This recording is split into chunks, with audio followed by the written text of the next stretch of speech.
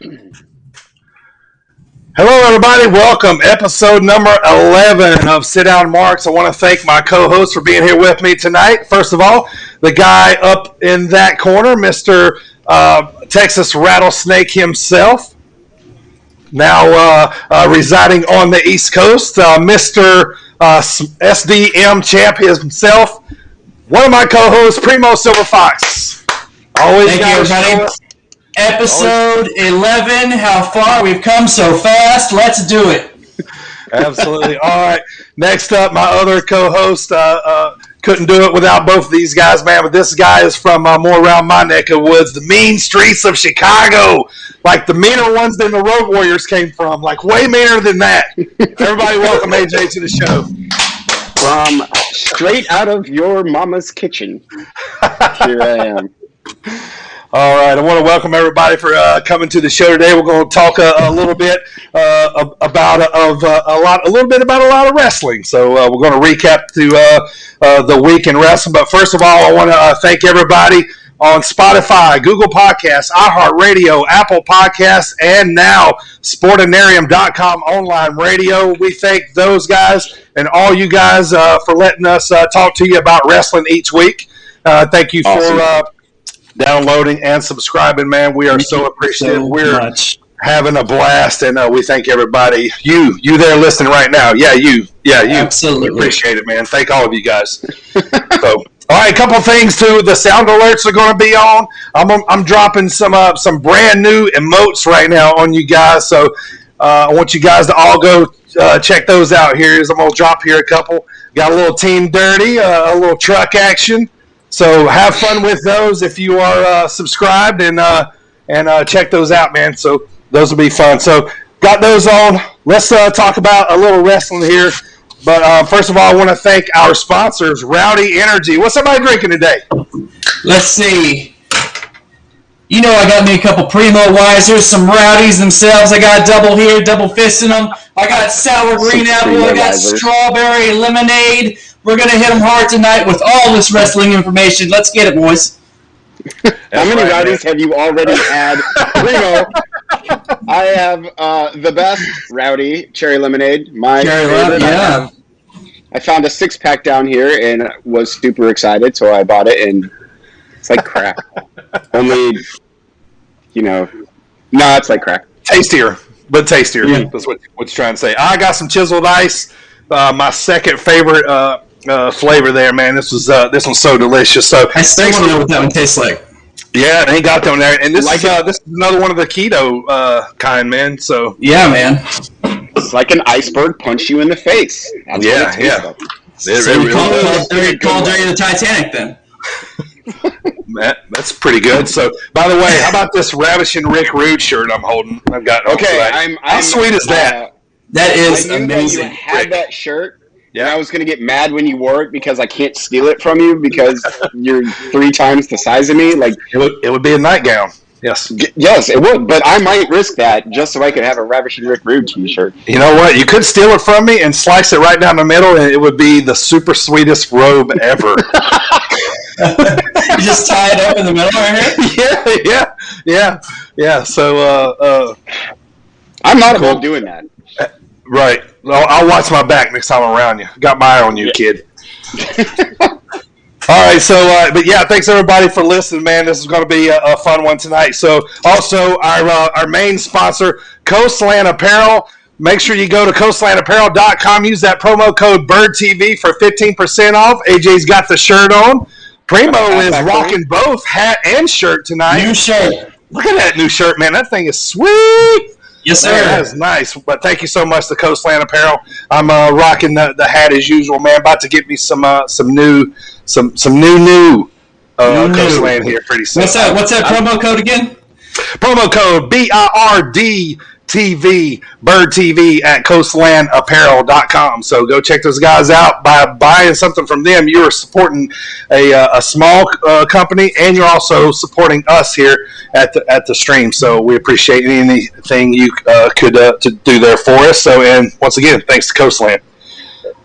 All right, guys. So on the show today, we're going to talk about our recap of the week, our top 5 managers and valets, which I'm interested in probably more than anything so far. I think we might be a lot across the board here, but in the same in some ways, because we all watch different eras of wrestling. So, well, let's get this show kicked off, Primo. What do you say, brother, as you take a sip of that sweet, sweet, rowdy energy? Here we go, man. Wrestler birthdays and just stuff that happened in wrestling today.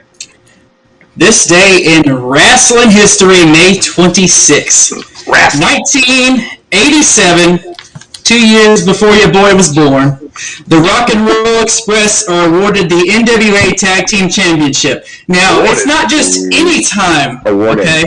This time was particularly different because the guy on your shirt, Rick Rude himself, had just left. Him and Manny Fernandez had just departed Jim Crockett and WCCW. So therefore, and they were the reigning tag team champions.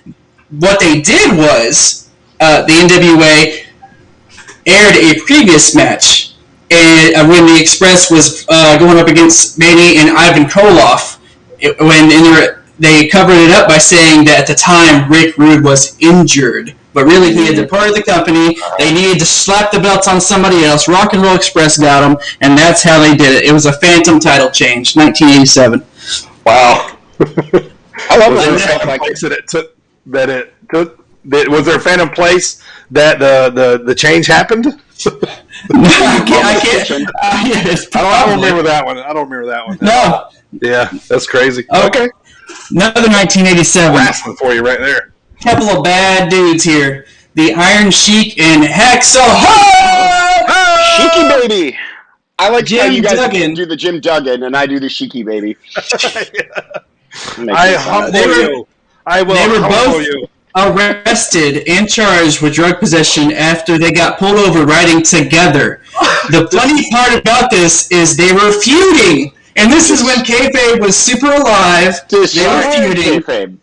Right, and so they got pulled over and charged together. Yep, that was a big deal. Let me tell you, Gene Mean. Yeah, that's always one of the road wrestling stories. Yep. Mm-hmm. Wow. Love Hacksaw, the 2x4. All-American wife baby face right there, man. All day. 1996. Let's move forward about 9 years. Did I do my math right? I did. WWF they had In Your House 8, Beware of Dog. Interesting title. I know.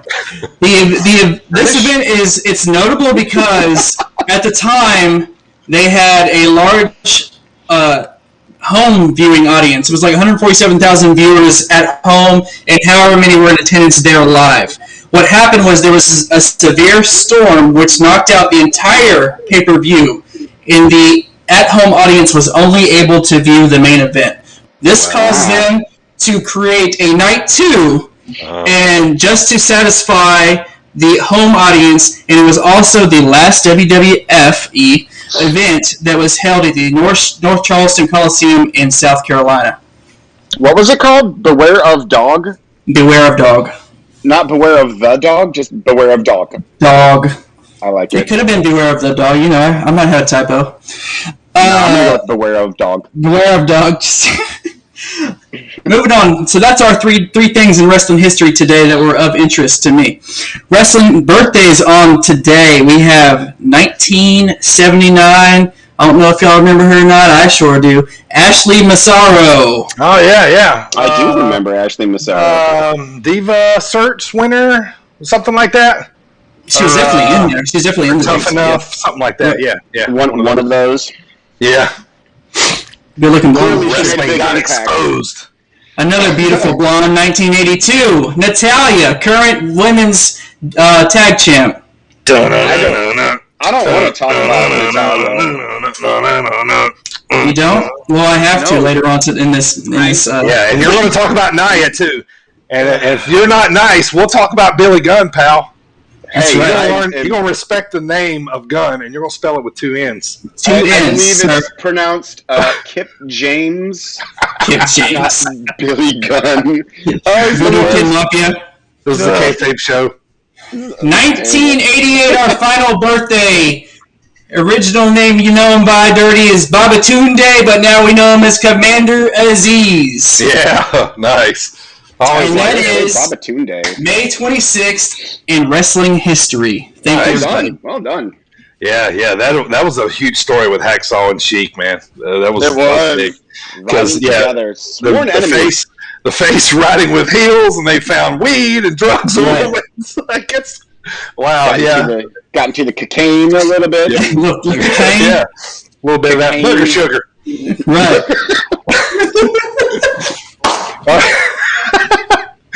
We haven't even got to AEW and Rory Levin. We haven't. There's going to be a lot of crack references today. I'm just going to throw them in there randomly. All right, so let's talk about today's show. First of all, anybody watching today, we got some brand new stickers made. How about those? Yeah. Check those out right there. Beautiful. Yeah, brand new spin-out marks, just like the logo you see on the screen. If you would like some of these, all you got to do is message me on Facebook, DB Broadcasting, right here on Twitter, on my page. Send me your name and address, and I will send you some of these free of charge. I do not ship anywhere outside of the United States, so lower 48 only. Let's keep it in the bubble, people. Yeah, I mean, our listeners in Russia, Germany, and Belgium. Sorry, guys. Man, I would love to send stuff to you over there. I swear I would love to send stuff to you. It costs too much. We'll see. Yeah. Especially nowadays. Yeah. In the future, if our pod keeps blowing up in Europe, we'll get there. Absolutely, yes. Yeah, absolutely. yes, we will. Absolutely. All right, so once again, thank everybody for downloading and subscribing on Spotify, Google Podcasts, iHeartRadio, Apple Podcasts, and Sportinarium.com online radio. Primo, what time are we on Thursday night on Sportinarium.com online radio? 7:30. Correct. Right after their top attraction that they have on that radio show, which puts us in prime position. We are very honored to be on Sportinarium Radio. We are thankful, and we are going to keep grinding out and be on that radio show, radio platform as long as they'll have us. Absolutely. Yes. We are on after the Thomas Bryce show. Thank those guys so much for bringing us on, man. We are happy to be on there, getting our pod out to everybody else. So we appreciate it so much. All right, so if you guys are ready, man, let's. Not a whole lot of wrestling's happened in the last week. We didn't have any pay-per-views, so this is strictly what has happened. What? Oh, I thought just a normal weekly recap. It seems like it's not a lot whenever you don't have 15 pay-per-views to talk about. Right, I know. It doesn't seem like a lot. Like, oh, we're just talking about. Okay, I'm like, all right, yeah. But watch, this will end up being the 3-hour pod today. So, right. Dirk Diggler play the Macho Man sound alert. Thank you, Dirk. Yeah, oh yeah, brother. All right, let's get this thing going. AJ, kick us off, man. AEW last Wednesday. What's up? Dynamite for Wednesday, May 19th. So, like dynamite. The show is Christian Cage versus Matt Sydal. And right when I saw Christian Cage, I was like, please don't let Taz be on commentary. And of course, Taz is on commentary. He is garbage on. Oh. So, like, I have an example of why he's garbage. So, at one point, Christian is setting up Sydal on the top rope, and he's setting him up for a superplex, and Taz says, well, this might be a suplex right here. That was my Taz impression, by the way. It is spot on. It was pretty. You nailed it. Man, he's going to do a suplex. I don't know what voice that is, but it's like, yes, Taz, weren't you the suplex machine? Like, don't you know what a setup for a suplex machine is? That's right. And he will lock the Taz mission on you if you don't stop dissing him. Little puggy fella. So the match is fine, but I couldn't concentrate on anything but Taz. I was like, you garbage. So the end of the match, I'm just going to skip to it, is Christian hits the kill switch for the win, and then after the match, Christian helps Sydal up, and you guys know how much I love the babyface show of respect, and that happened. Sydal, bows to Cage. They shake hands. They hug. Blah blah blah. And then Taz gets on screen, and I was like, "Yes, Taz is on screen. I get to figure out what he looks like this week." I love figuring out what Taz looks like. This week, Taz looks like a Russian nesting doll because his neck is like wider than his head, so he looks like one of these guys, like one of those guys right there. Only he's wearing like an FTW hat. Yeah, that's Get out of here, Taz. Anyways, so after the match, Ricky Starks comes out, and he's wearing a suit, and he forgot his shirt and socks, so he looks like a giant tool. You're only a wrestler. You only get away with that being a wrestler. Cameron Grimes. Cameron Grimes. Cameron Grimes to the moon. I feel like Cameron Grimes can do that, one, because of the $1 Million Man, and two, because he's Cameron Grimes. He can do what he pleases. And he's got a hairy chest. He does have a hairy chest.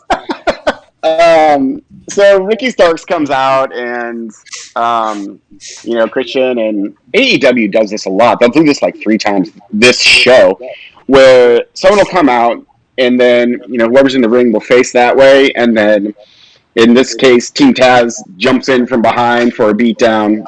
Yeah, AEW's been very heavy on that lately. They have done that so much. But it's never like I never roll my eyes at it. Right? Yeah, it's not. Yeah.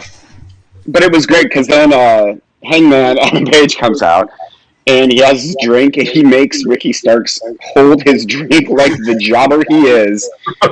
So Ricky Starks is standing there holding Adam Hangman Page's drink, and he gets in the ring for the save. Not a bad segment, not a bad match. What jumped out to me in this was the suplex that Taz's son gave. I think it was. I can't remember who it was. It was nasty. Like it was a German, so he landed on his back, but he kind of like landed on his shoulder, like up against the ropes, like. It was Seidel, I think. It was Seidel. Yeah, Matt. It was Matt. Yep. Mm-hmm. Yeah, so I was kind of like, like one of those makes you draw up, like pull a Randy Orton face. Yeah, right. So up next, there's a quick promo with the Varsity Blondes and Brian Pillman Jr., who I kept calling PBJ because in my notes I kept shortening it to BPJ, and then it just switched at some point. So now he's PBJ. He has a lot of work to do before he is anywhere close to his father. First of all, his hair isn't even really blonde. I mean, like the little fluffy mullet part kind of is, but like the top business part is like brown. So I don't even know why he's in the Hollywood Blondes. Yeah, he's just got a little patch in the back, but. A little. He's still really green. He's only a couple, I would say less than 5 years into it. He is green as green. But if he can figure it out, man, this kid's got white meat babyface written all over him. He does. As long as he just keeps growing the mullet, so the Kentucky waterfall continues to flow. It'd be a sad day if you cut that. Don't cut water off with the Kentucky waterfall. No, it must flow. Up next, we have a promo with Eddie Kingston and Jon Moxley. And I love this promo because, first of all, they're taking on the Acclaimed this evening.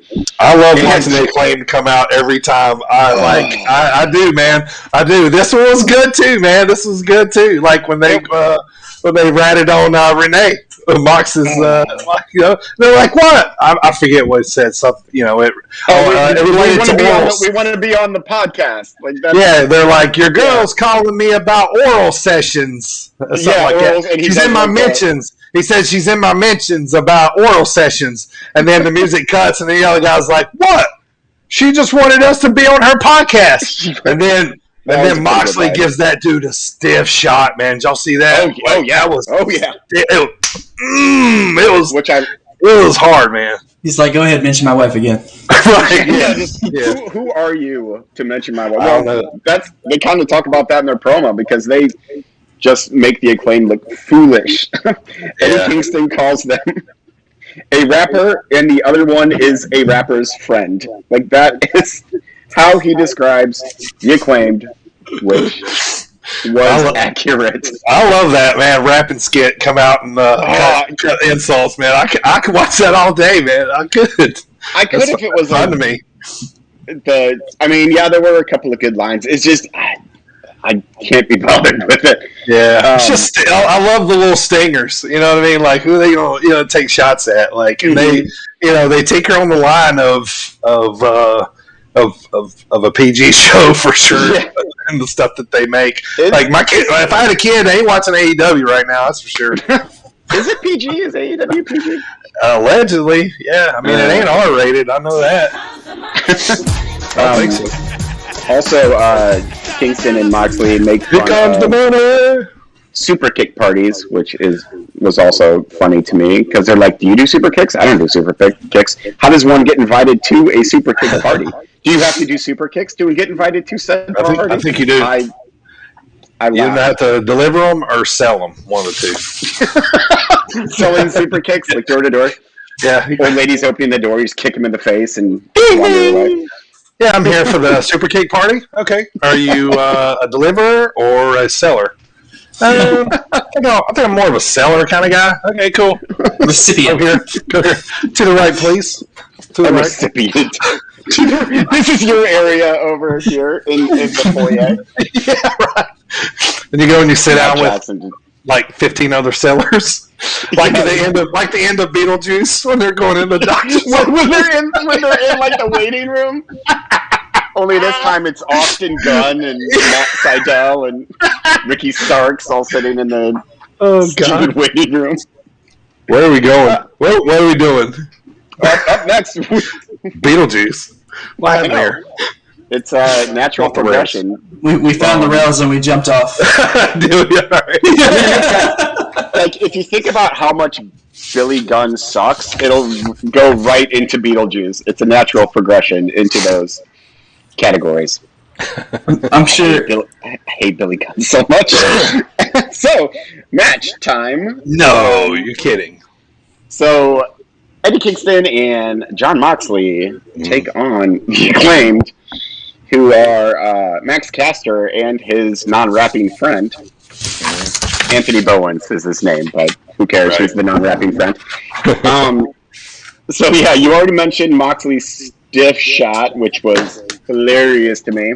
Yeah. And Eddie Kingston in the ring, like, I love Eddie Kingston, but he reminds me a lot of the Repo Man. Like, he has, like, kind of, like, the same look, and he, like, kind of shuffles his, like, belly around the ring and stuff. I think it's great. I love Eddie Kingston. Eddie's looked like that for 20 years. I've been watching wrestling. He's looked the same, yeah. Oh, I love it so God, much. His promos are so fire. They're great. Well, same thing with Moxley. Like, both of those guys should just never stop talking. Yeah. So in the basically nothing match, you know, it was only to make it so Kingston and Moxley hop the Acclaimed in the pecking order for the tag team championships, which is, I love that they rank them. I think that's fantastic. One of those things that AEW does that's just wonderful. I like that too. But the finish of the match is Kingston and Moxley hit a wheelbarrow paradigm shift for the 1-2-3. Yep. Not bad. Up next is a quick interview with Chris Jericho, and Dean Malinko is back there with him. And so Jericho says that, you know, he'll answer the Pinnacles Challenge, you know, later on in the show. You gotta wait. And then he looks at Malinko and is like, hey, you better get out of here, otherwise you're going to make the man of 1,000 holds mad. And he points to Malinko. And Malinko was like, I think you know a few more than me. And Jericho just goes, I've forgotten a few of them. That's another thing AEW does. That's great. They make like little references / jabs at their former jobs. Yes. Which is great. Jericho as the man of 1,001 holds. Yep. We're just arm bar, arm drag. Still one of my favorite Jericho promos of all time. Right. So after that, we go back to the ring where Tony Schiavone is standing in the ring with Ethan Page and Shavante. And he's in the ring with Ethan Page and Scorpio Sky. Yeah, my boy Ego getting some TV time. Oh, I cannot get behind Scorpio Sky. I think he sucks. I do. I think he's awful. I think his promos are terrible. Yeah, the wrestling is the best part about him, is wrestling. So he runs down Sting, and he's like, I used to love you as a kid, but you're not the same man anymore. Scorpio Sky impression. And it's like, of course he's not. Sting is 30 years older than when you were a kid. Like, it's like saying, like, oh, my grandpa isn't as, good of a wrestler as he used to be when he was 20. It's like, get out of here, Scorpio Sky. That's the dumbest thing I've ever heard in my entire life. He's not the same. He's old. Yeah, people age. Yeah. Your heroes, they grow up, they get old. I can't handle Scorpio Sky. Like, there aren't too many people in AEW where I just groan when they come on the screen. He's definitely one of them. Ethan Page does a bit better. He takes credit for Darby Allin's loss against Miro last 2 weeks ago, and which I thought was kind of a funny thing to say, a good heelish thing to say.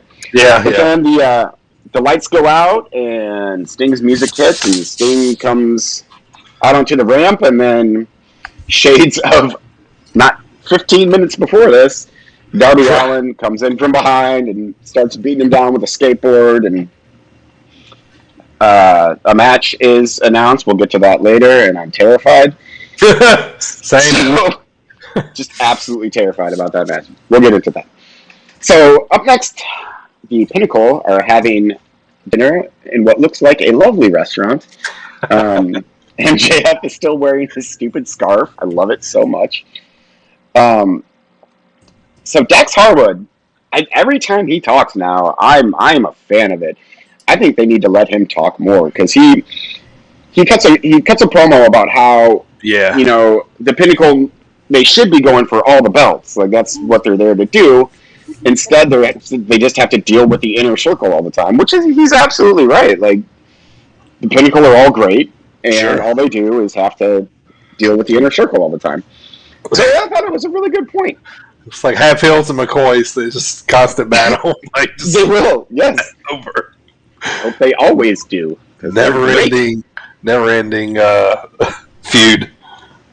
One of them slams the waiter's head down onto the table at one point. I can't remember which one it was. One of them at the nice dinner ruined the dinner. Anyways, up next is always ruining nice dinner, getting wine on MJF's scarf. I want one of those scarves, by the way. Like, what is that? Like a Burberry scarf or something? I want one of those, just so I can wear it during the show. I can find it at your local thrift shop. Burberry scarf? Yeah, Burberry scarf, yeah. So, up next, we have Rebel Not Reba. Right. Versus Hikaru Shida for the AEW Women's Championship. Forgot that part. At one point, Shida puts a glove on over her glove, and I laughed way more than I should have, because the image of her, like, because she has gloves on, like ring gloves, and she takes out like one of Britt Baker's gloves and puts it on her glove. I'm like, what are you doing? You can't wear two gloves. You look like OJ. So the match, it's not much to it. At one point, Rebel Not Reba, I don't know why I keep saying that, hits Shida with a crutch, but she kind of no-sells, and then taps out Rebel in her, I can't remember what the move is called, the Shida crunch. I don't know what it's called. Yeah, I don't know.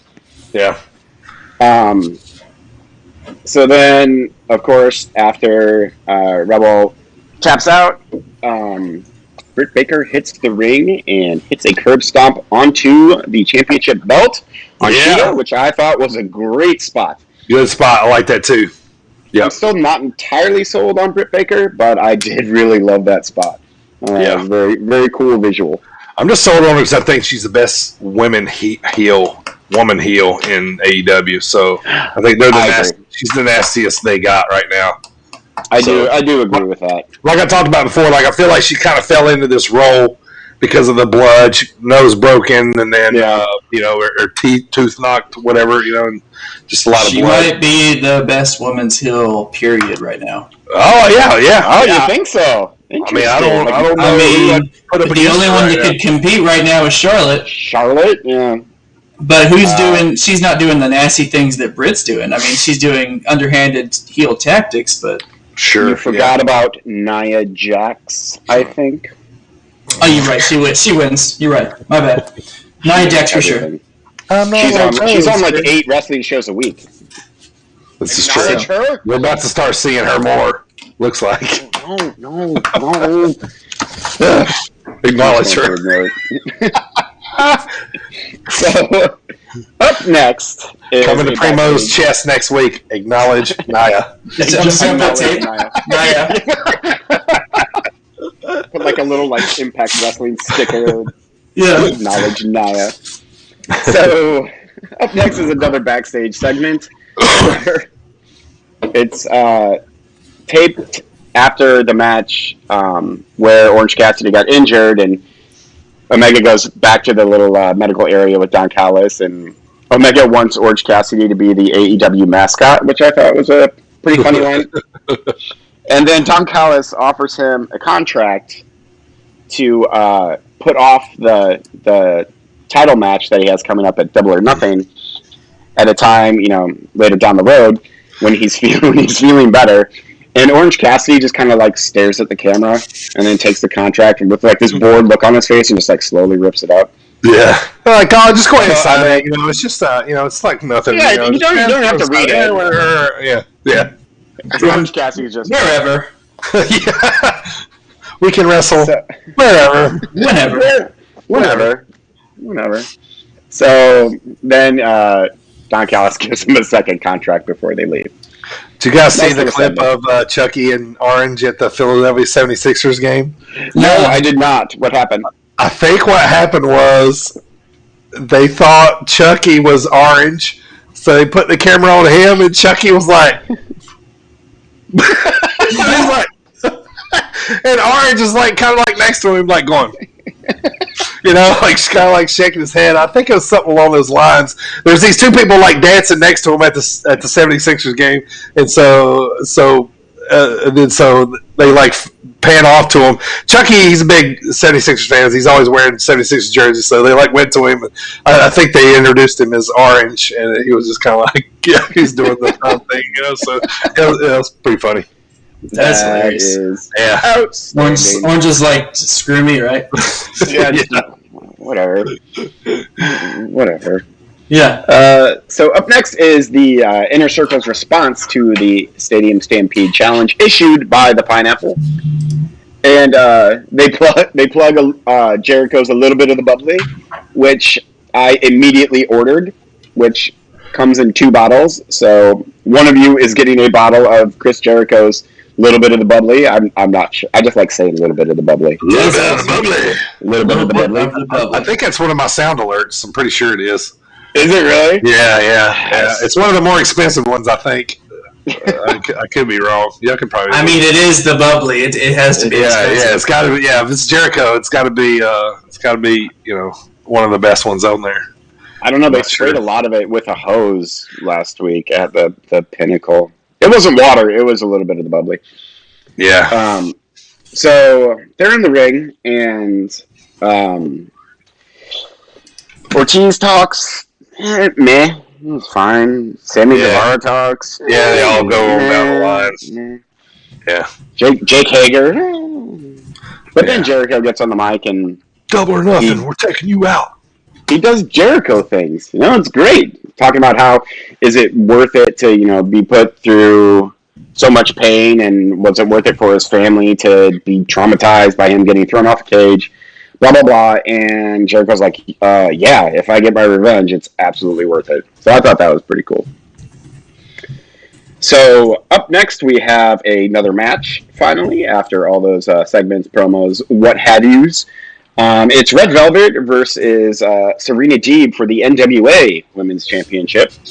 Mm-hmm. And Red Velvet is, of course, from Straight Out of Your Mama's Kitchen. Right. Yes. As am I from now on. Right. So, is that your new moniker? Is that is my now? Straight Out of Your Mama's Kitchen. Hailing from Your Mama's Kitchen. All right, that's it. No more main streets of Chicago. AJ, your turn. Straight out of your mama's kitchen. Straight out of your mama's kitchen. That's it. I love it. It's such nonsense.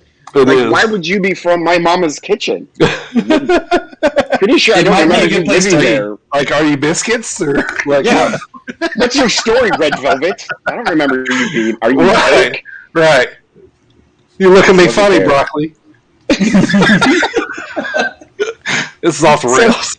So the thing about Billy Gunn, you don't even make broccoli in the kitchen. That's the worst part about it. Wait, where do you make broccoli? Yeah, you grow it. I don't know why I said broccoli. I was just thinking making. I mean, you steam broccoli in the kitchen. I steamed some yesterday. Yeah, I should have said like pancakes or something. I don't know. I've never actually made broccoli or pancakes ever in the history of ever.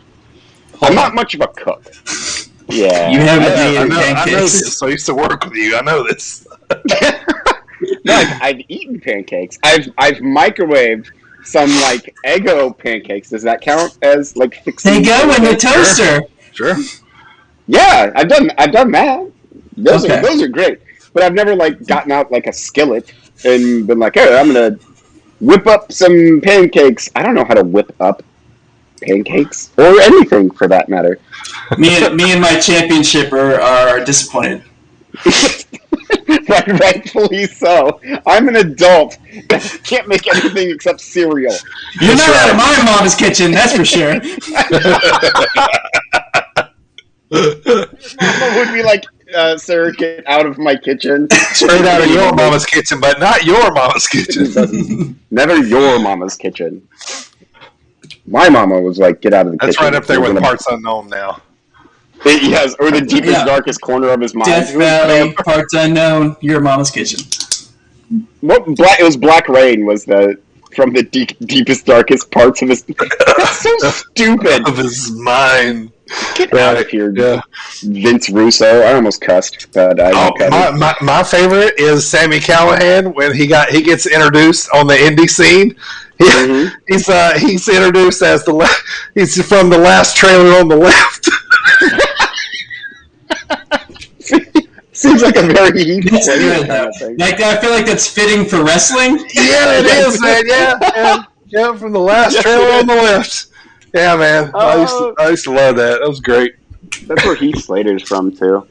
So I met Heath Slater and I pulled like an Orange Cassidy at the 76ers game with him. I didn't recognize him. I didn't know it was Heath Slater.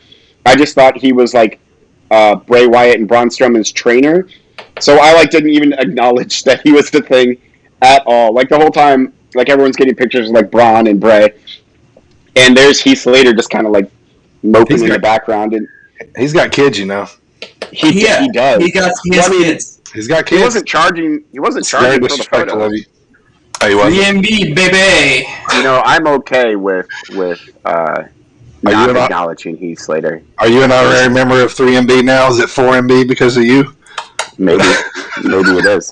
I don't want to talk about it. Okay. Is it 3MB and a half?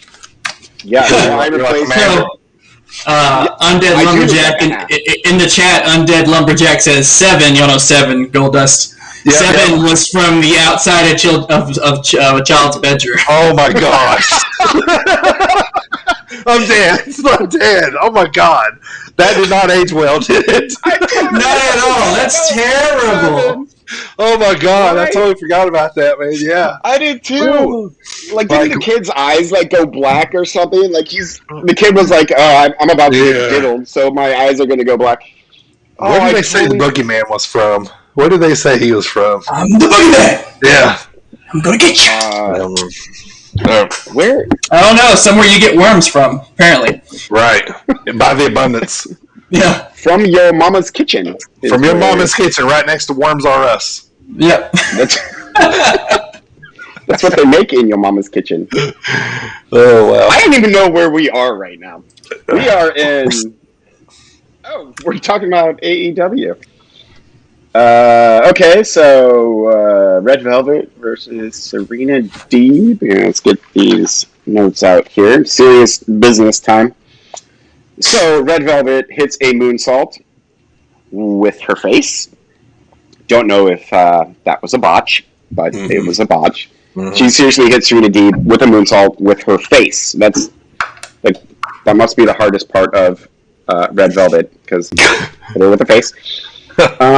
So this match was actually it was actually a really good match. I liked these two working together a lot. The crowd were super into it. They started chanting, "This is awesome," which I kind of agreed. It was pretty good. Yeah. And so there was the ending was kind of weird. Like Serena Deeb put Red Velvet in the Serenity Lock, and like had her in the middle of the ring. You know, after she bashes her knee on the ground a bunch of times, which looked like it hurt. And then she just broke the hold for no reason. Like she had her in the middle of the ring in the hold, and then she's like, "Nah, I'm gonna break it for a second and then reapply it." It was like, what are you doing? Stop doing that. Just make her tap. She's gonna tap. Just make her tap. Right. Apart from that, though, the match was pretty good. Yeah, I thought it was pretty good too. It was better than I expected, anyway. Is Serena Deeb a heel? Or is she a face? I think she's a face because she won the title from heel Thunder Rosa. That's right. And then Red Velvet is whatever she wants to be because she's from My Mama's Kitchen. Yep. So up next we have a promo with it's the actual match. It's Anthony Ogogo versus Austin Gunn with 2 N's. Guess who I want to win this match? If you're not done with that, I got 2 words for you.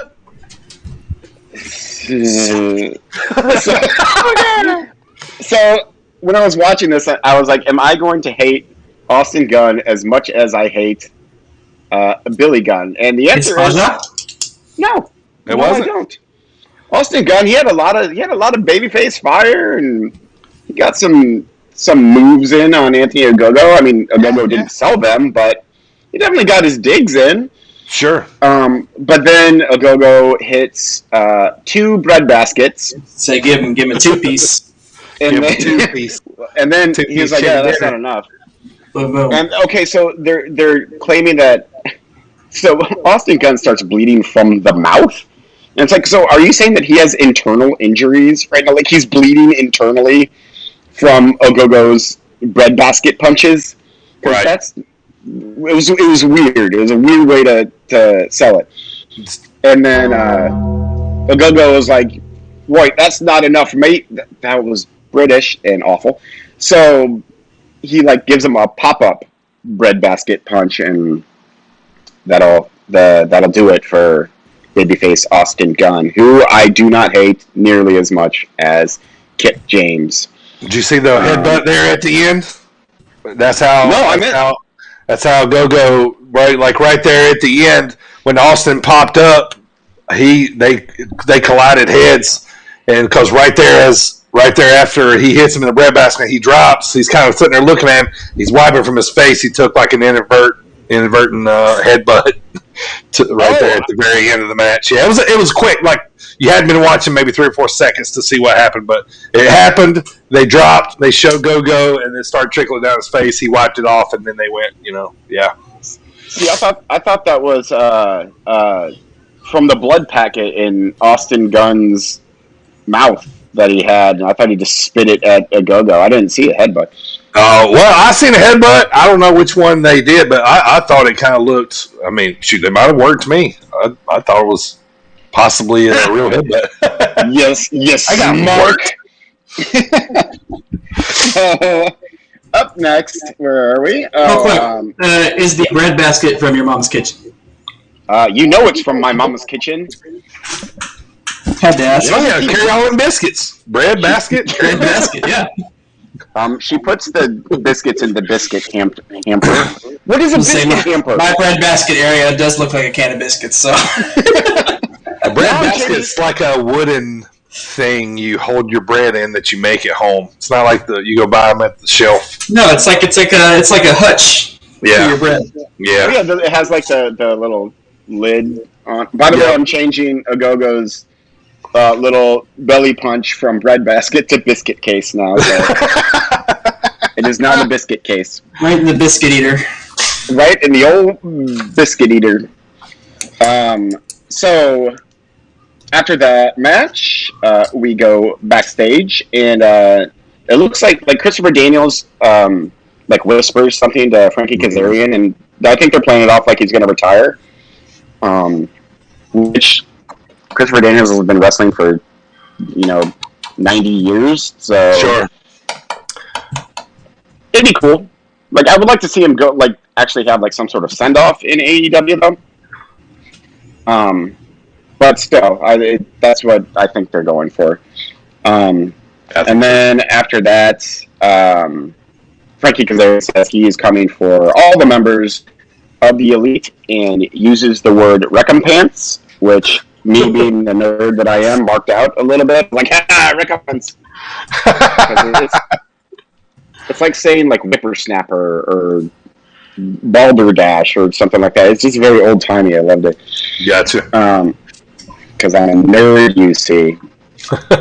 So after that, they did this weird picture thing where they cut the commercial, but then Sammy Guevara comes out and he's holding cue cards and he's dropping them like the stupid Love Actually movie, and I just skipped the whole thing. I was like, I don't care about this. Stop it. So up next is Miro, who thanks Jesus Christ for his victory over Darby Allin. Oh, he's so great. And then Lance Archer comes out. Yeah, this is a great exchange. This is a great exchange. Miro lays the law right here. I love this, man. This was good. He rips on Murder Hawk. He rips on Jake twice. And then, this is good stuff. Go ahead. I love it. This is good. Then, I love that Lance Archer calls himself the original beast of AEW, but he has the two little baby pigtails on top of his head. I'm how are you a beast with two little baby pigtails? Which made me laugh even more.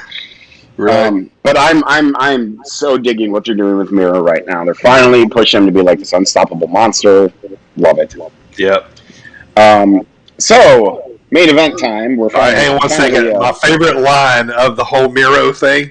He looked at Jake the Snake and he said, "If you ever get close to me again," he goes, "there's no yoga in the world that's going to save you from what I'm going to do to you." Talking about DDP yoga. I love it. That was so such a good line. Yeah, he called Jake. He said something like, every time you come out here, you always bring the old man to hold you back, and then you can hear Jake go, "Old man," you can hear him, and then Miro kept talking this was a great promo. Probably his best one to date in AEW, I think. On Murder Hawk, it was so funny. And then a little bit again, and then a little bit later, just when Jake stops talking, he goes back. He's like, "Yeah, old man, like I said it. What are you gonna do about it?" And then that's when he said, "You come close to me. There's no yoga out there that's gonna save your life this time." Oh, it was great promo. Loved it. I bet DDP was at home watching, going, "Yeah, bang." Right. Plug it. It's fantastic. A little bit of Sorry, we had to bang. You have to. Side note, when me and AJ used to work at a restaurant together, he would come up sometimes and ask me for a Diet Dr. Pepper with DDP. So he'd come up and say, "Can I have a DDP?" Every time. Bang! Every time. Yeah. So after about me doing that probably 20 times, he's like, "All right, soda. I'm in the soda." You want the thing? Oh. Okay. I didn't even like DDP. I just liked ordering it. Or I just like being like, "Hey, can I have a DDP?" Right before me and AJ would start our shift, I'd make him do Shield. Shield. Back when Roman sucked, before he was awesome. Either that or yeah, right. Yeah. We did that a lot too. Bro. Sure did. We had fun. It was fun. So we are finishing main event. AEW main event. Young Bucks versus the Varsity Blondes. Only one of which is blonde. for the AEW Tag Championship. How about Nick's thing he wore on his head? That was so great. Like the little thing with the dangly things. It's like it was like wearing a boa, but like on your head, like like in the front. They're heels, man. They're heels. They are so great. Yeah. So they're taking on the Varsity Blondes. Only one of whom is actually blonde, and I was a little disappointed in this match. Anytime the Young Bucks are on, I expect it's going to be match of the night, which this just wasn't. And what's the other Varsity Blonde's name? The one who looks like a poodle. The other one that with not Pillman Jr., but the other guy. Yeah, the other one. Blonde number 2. Yes, Mr. Blonde number 2. Stinky Pete. His name is Stinky Pete from here on out. Sure. Are you looking there was at a cool spot Primo? Where No. Nick Jackson he does old school, Taker's old school all the way across the ring. Yes. And at one point he almost falls when he hits the other corner.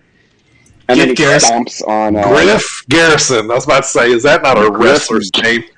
Griff Garrison. Put that up there with Biff Busick and Duke the Dumpster Drosy. Right, yeah. He has a terrible look, by the way. Griff Garrison, sorry. Peter Griffin. He looks like if is that your first is that the first impression? For Dirty Man, yeah. I haven't did it yet today, I don't think. Not yet. No, you did one earlier. Anyway. I just don't remember what it was. Okay. Griff Grifferson, he looks like if a group of 50-year-old ladies were going to go out in 1988 and have a girls' night, Griff Grifferson is how one of them would doll themselves up. I realize that is a completely weird reference, but that is what I pictured in my head. I'm like, that lady from 1988 is going to have herself a girls' night. Don't ask me where it came from. I don't know. Quit judging me. I'm going back in my mom's kitchen. We did Hacksaw. Tim Duggan earlier. Yes, Hacksaw. Thank you, Primo, for no selling my nonsense that was coming out of my mouth. I appreciate that a lot because it was going nowhere. Good God. Anyways, main event. Main event. So, kind of disappointing match. Varsity Blondes, of course, lose, as everyone knew they would. And then to end the show, Moxley and Kingston, of course, come out for the beatdown.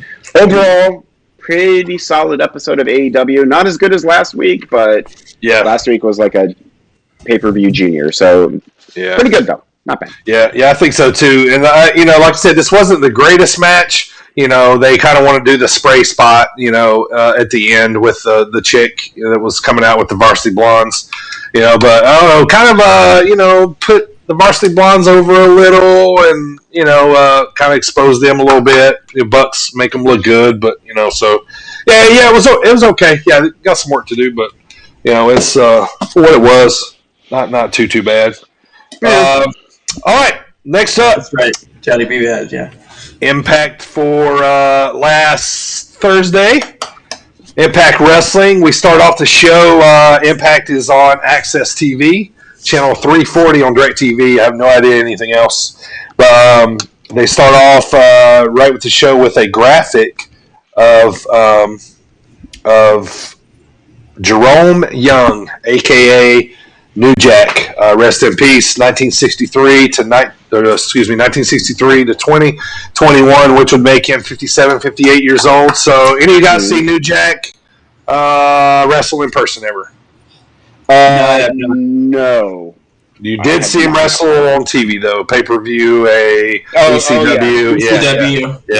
Yeah. One of those guys. Yeah, one of those guys. I mean, we've seen the dark side of the ring, so everybody kind of knows the backstory if you didn't know already. But it was one of those guys that you he got your attention when he came to the ring because he had that kind of background of being crazy. The same feeling when Nick Gage comes to the ring. That's what I said that, watching both of their dark side of the rings, like those are two guys I would legitimately be scared to see in person. Terrified. Right. I would be terrified. Yeah. Both of them. Yeah. So, but rest in peace, New Jack. I did get to see him wrestle live one time at an ECW house show, and it was, I feel like it was him and somebody else against the Nasty Boys, and it was, probably in front of maybe less than 100 people, and these guys went at it. He walked out of there with a crimson face, and he lived up to his gimmick in the ring, and it was interesting to watch. And he had a lot of crazy battles, and so thank you to New Jack for entertaining us. All right, so let's get started with Impact. We start out with Raju versus Jake. What's my name? Something! All right, so these guys wrestle. The match starts breaking down. Shira is Raju's kind of man in the corner. He's kind of big, jacked up dude.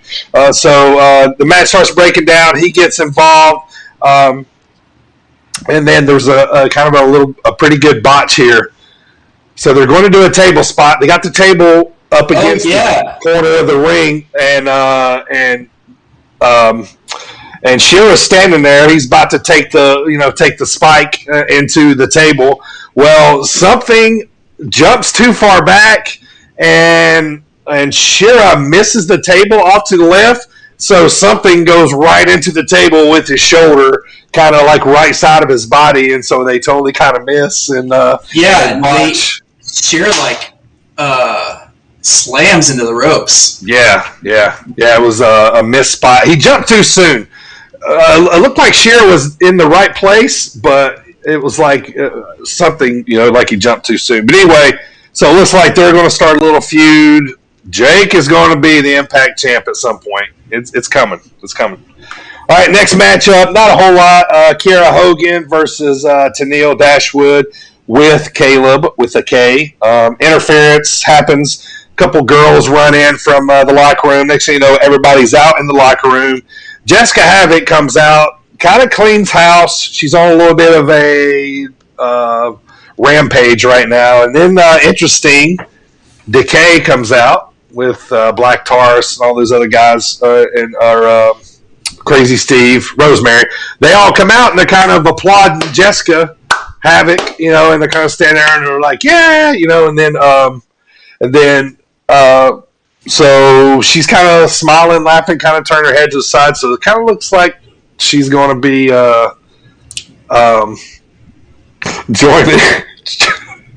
joining Decay. So that's looks like they're kind of like recruiting her. So next matchup, Petey Williams versus VSK. This is Petey he's the original Canadian Destroyer.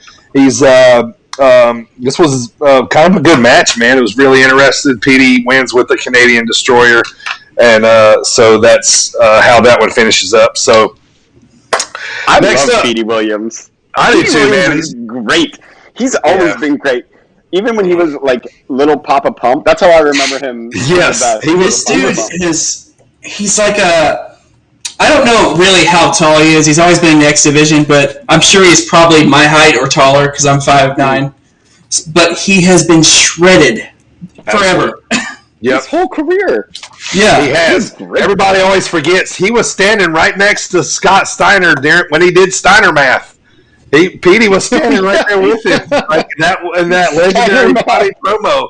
Petey's standing right there with the chainmail thing on his head. Yeah, that's great, man.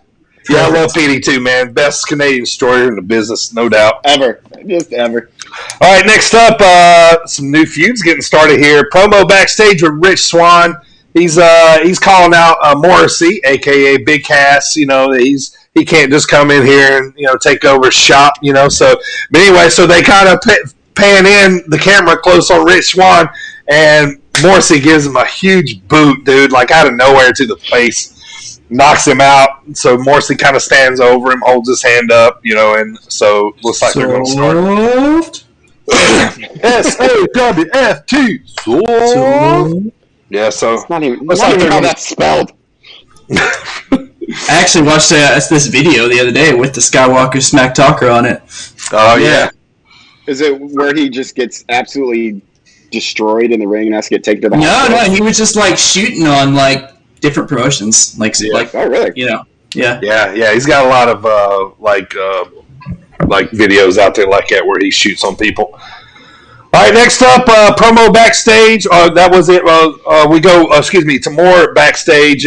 Swingers Palace Casino. Everybody's back there betting on each other and that kind of stuff. So nothing really going on. So, but Johnny Swinger. He's good. He's good, but the laugh is so obnoxious every time. I'm just like it's obnoxiously annoying. But it does its job. You know what I'm saying? Yeah. I like when he says daddy. And he's like a cutback to the old, his gimmick is like the old circus wrestlers, Right, like the old Cardi. Yeah. I love when he says Mizarks, too. He calls them Mizarks. Yeah. All right, next up. So, here we go. The meat of the show starts. Moose comes out. He's very serious. He's got a suit on from top to bottom.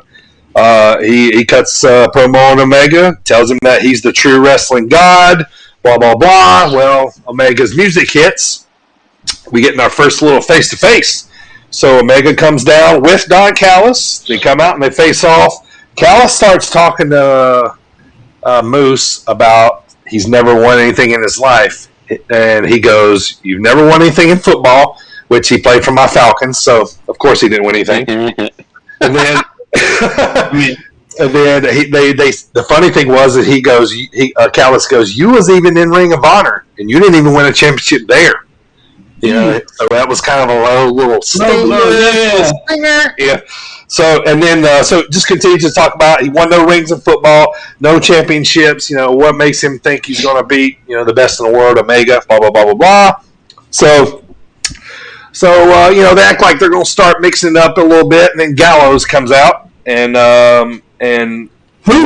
looks like they're going to jump on Moose, and then a little bit of a swerve. They do some little tricky TV action, and it's like zzz, and it's black. Sami Callihan's logo comes up. Zzz.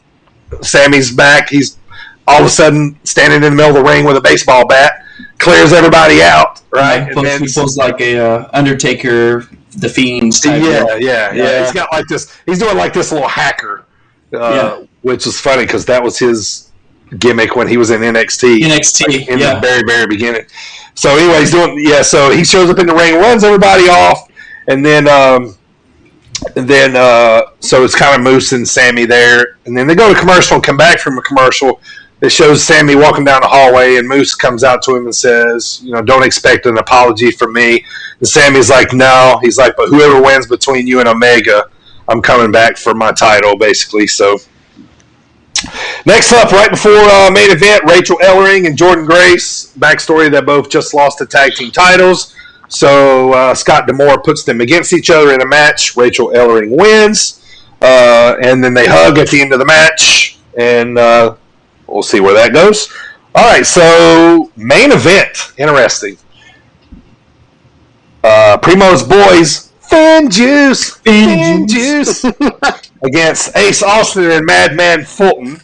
All right, so this is for the tag team titles. Okay, so a little weirdness. Finn Juice wins and retains, but after the match, they're attacked by Violent by Design, which is Eric Young, Rhino, Joe Doring, which if you don't know Joe Doring, he's a big Texan-looking dude. He wears the old cowboy boots like Dusty and all those guys used to wear back in the day that look like boots. He's a big-time wrestler over in Japan. He's kind of known for tag teams, but he's been over there a long time. So anyway, so it's him and Rhino. They cashed in this Call Your Shot cup that they won at the pay-per-view, and then so they cashed that in like the Money in the Bank briefcase. Eric Young says, "We're calling our shot right now." Well, Finn Juice had just been through a big, long match, 20, 25 minutes or whatever. And so, anyway, so Rhino and Joe Doring are in a match with Thin Juice and Gore by Rhino, and Doring with he does like a big hard kind of Texan Bradshaw clothesline. Win the match. Like the lariat. Yep, and then brand new tag team champions. Impact tag team champions is how it goes off. Violent by Design on top. Gore, Joe Doring holding up the belts, and that's the end of Impact. They advertise. Let's see. What is it? I had it here. Oh, June the 12th is the next pay-per-view, Against All Odds. So that is Impact. So next up, we got a big, long run of SmackDown, Raw, and NXT. But before we get started, man, I want to thank everybody on Spotify, Google Podcasts, iHeartRadio, Apple Podcasts, and now on Sportinarium.com online radio for subscribing, downloading the show. We thank everybody so much. I want to thank Rowdy as well. Rowdy Energy Drink powering us through the show here. Go to my Twitter page, Dirty Bird, with 2 eyes in the bird 33 over at Twitter, and get our use my link there to order yourself some Rowdy. Also to coastlandapparel.com, www.coastlandapparel.com. Use promo code BIRDTV, BIRD-TV. And thanks to our sponsors. So, all right, Primo, Friday Night SmackDown last week. Let's get started on that, man. What happened? All right. Get you a little drink. Everybody, sit down, buckle up, because you're about to listen to the champ talk for a few minutes. Oh, boy. All right, SmackDown recap. Show opener. We opened the show up, so it was announced over the weekend, I believe, or it was actually prior to that, it was before Friday, that their live events, WWE live events, are going to start in July. Mm-hmm. So they opened the show with Sonya Deville in the ring, and all the champions on the stage, minus Champions Roman. Parade is what they call it. So correct. So they had a Champions Parade where she goes through, and well, first of all, she runs down the Mysterios. Right. Yes, she does. Which is hilarious. And so basically, she goes through all the champions. It ends up towards the end there that she's like, in your Universal Champion Roman Reigns. Out comes Paul Heyman. He's like, first of all, relax there, Sonya. You're not gonna. We'll come to you out when we want to come out. Right? Yeah. So that never happened. Roman never came out, but a brawl between the women's champions and former women's champions plus Bayley did break out, which led into a 6-women tag team match. And that ended up being the first match of the night, and Shayna, Nia, and Bayley defeat Natalya, Tamina, and Bianca in the first match. All right. Way to start out with a big heater there, boys. Woo. Yeah. I mean, get the Thunderdome going. Yeah. Girl. All right. Yeah. So, then we have...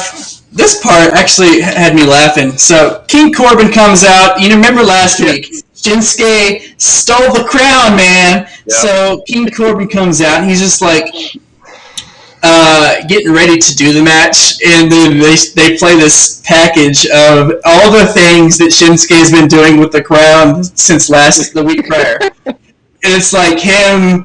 riding in his car and doing and everything. He has the crown on. He's having a good old time with this crown.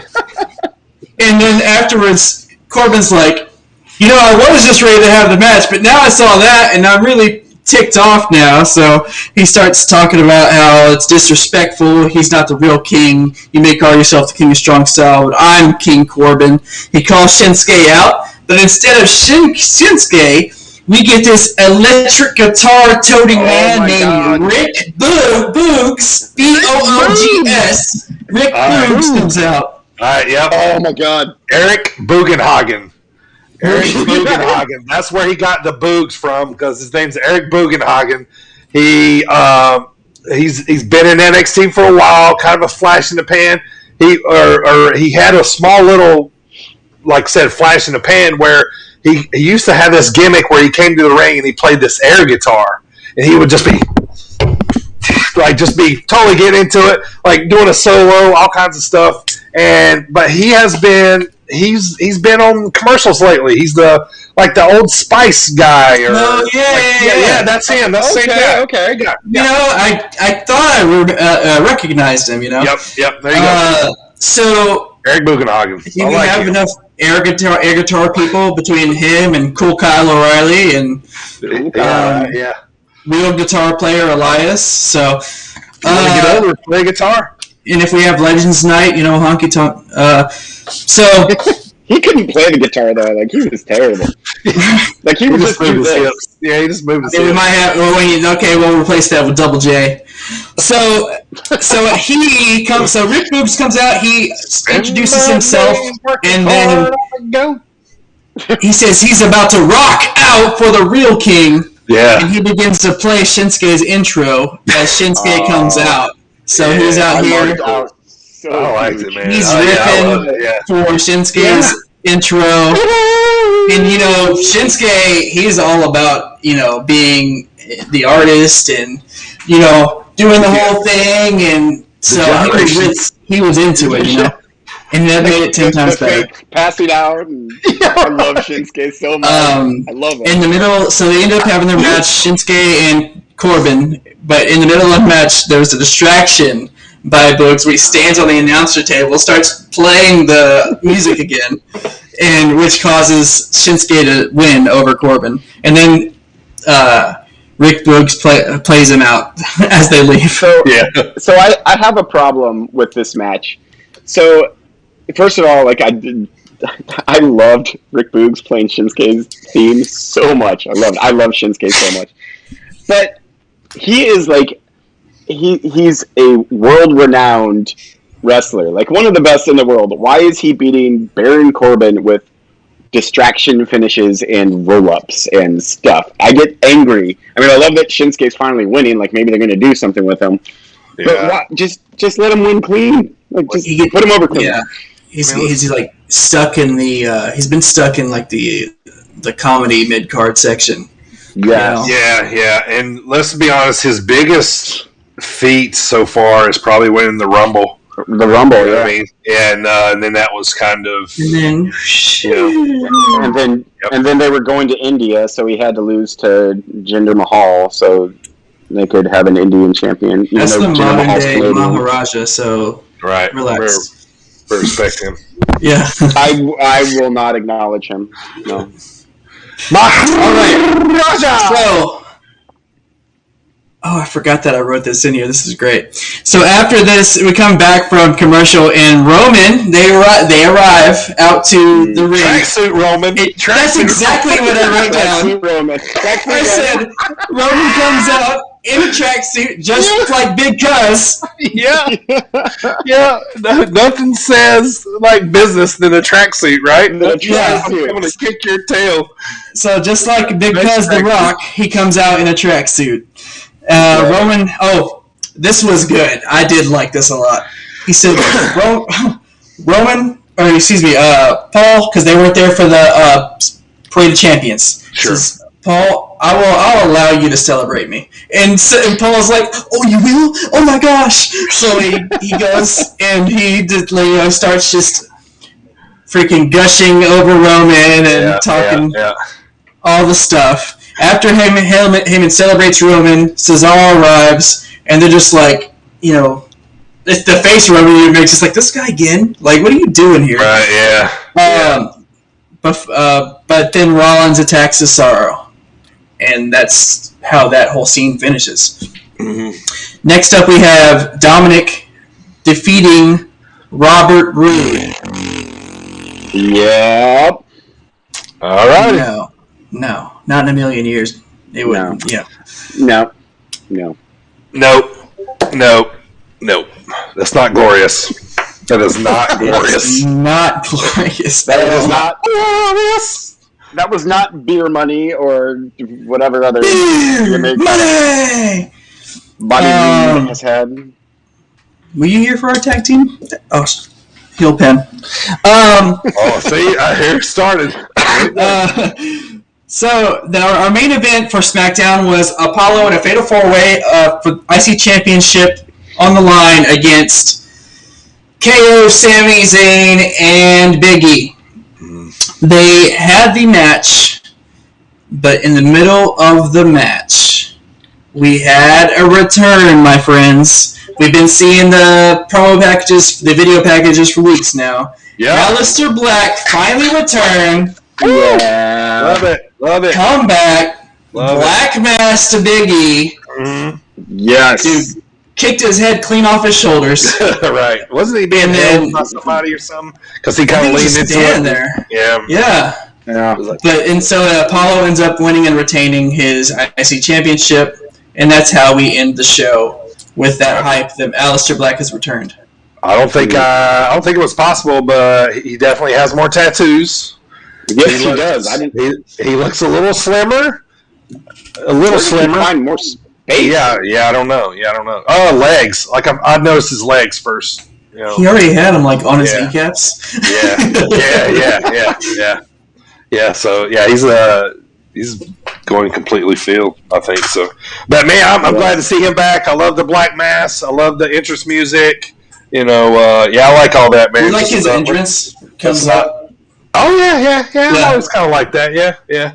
It goes along with the candles and the smoke and the music. You know? Very Gangrel-ish. Yeah. It is very Gangrel. Yeah. I'm gonna add that to the list at some point. We're gonna talk about entrances because the Gang of the Brood was one of my favorites, man. Yeah. I love that one. Yeah. All right, so that was SmackDown from last Friday. All right, so this past Monday, Monday Night Raw, just a couple days ago. Writing this, so I watched this. Yesterday at like 11 o'clock at night. I was putting it off as long as I could. Well, this is the thing, too, is I actually watched it this morning, right before there was the last one I had to make up because I watched NXT last night. So it kind of shows the pecking order of, I want to watch AEW first, and then I want to watch, and then I want to watch NXT probably, and then, you know what I mean? So the pecking order of watching so many good 2-hour shows, and then I get to Raw, I'm like, 3 hours, but I don't know. Like I saw a few little tidbits, which we'll go through, Primo talk that might be turning around. So hopefully, I watch it. Fans are going to help chronologically, but that's only because I write notes as I do it. Sure. However, as we go on, Raw recap. The show opener, we have Mr. MVP in the ring, and he introduces the almighty WWE Champion Bobby Lashley to the ring. He arrives with, you know what, I was going to say this last week.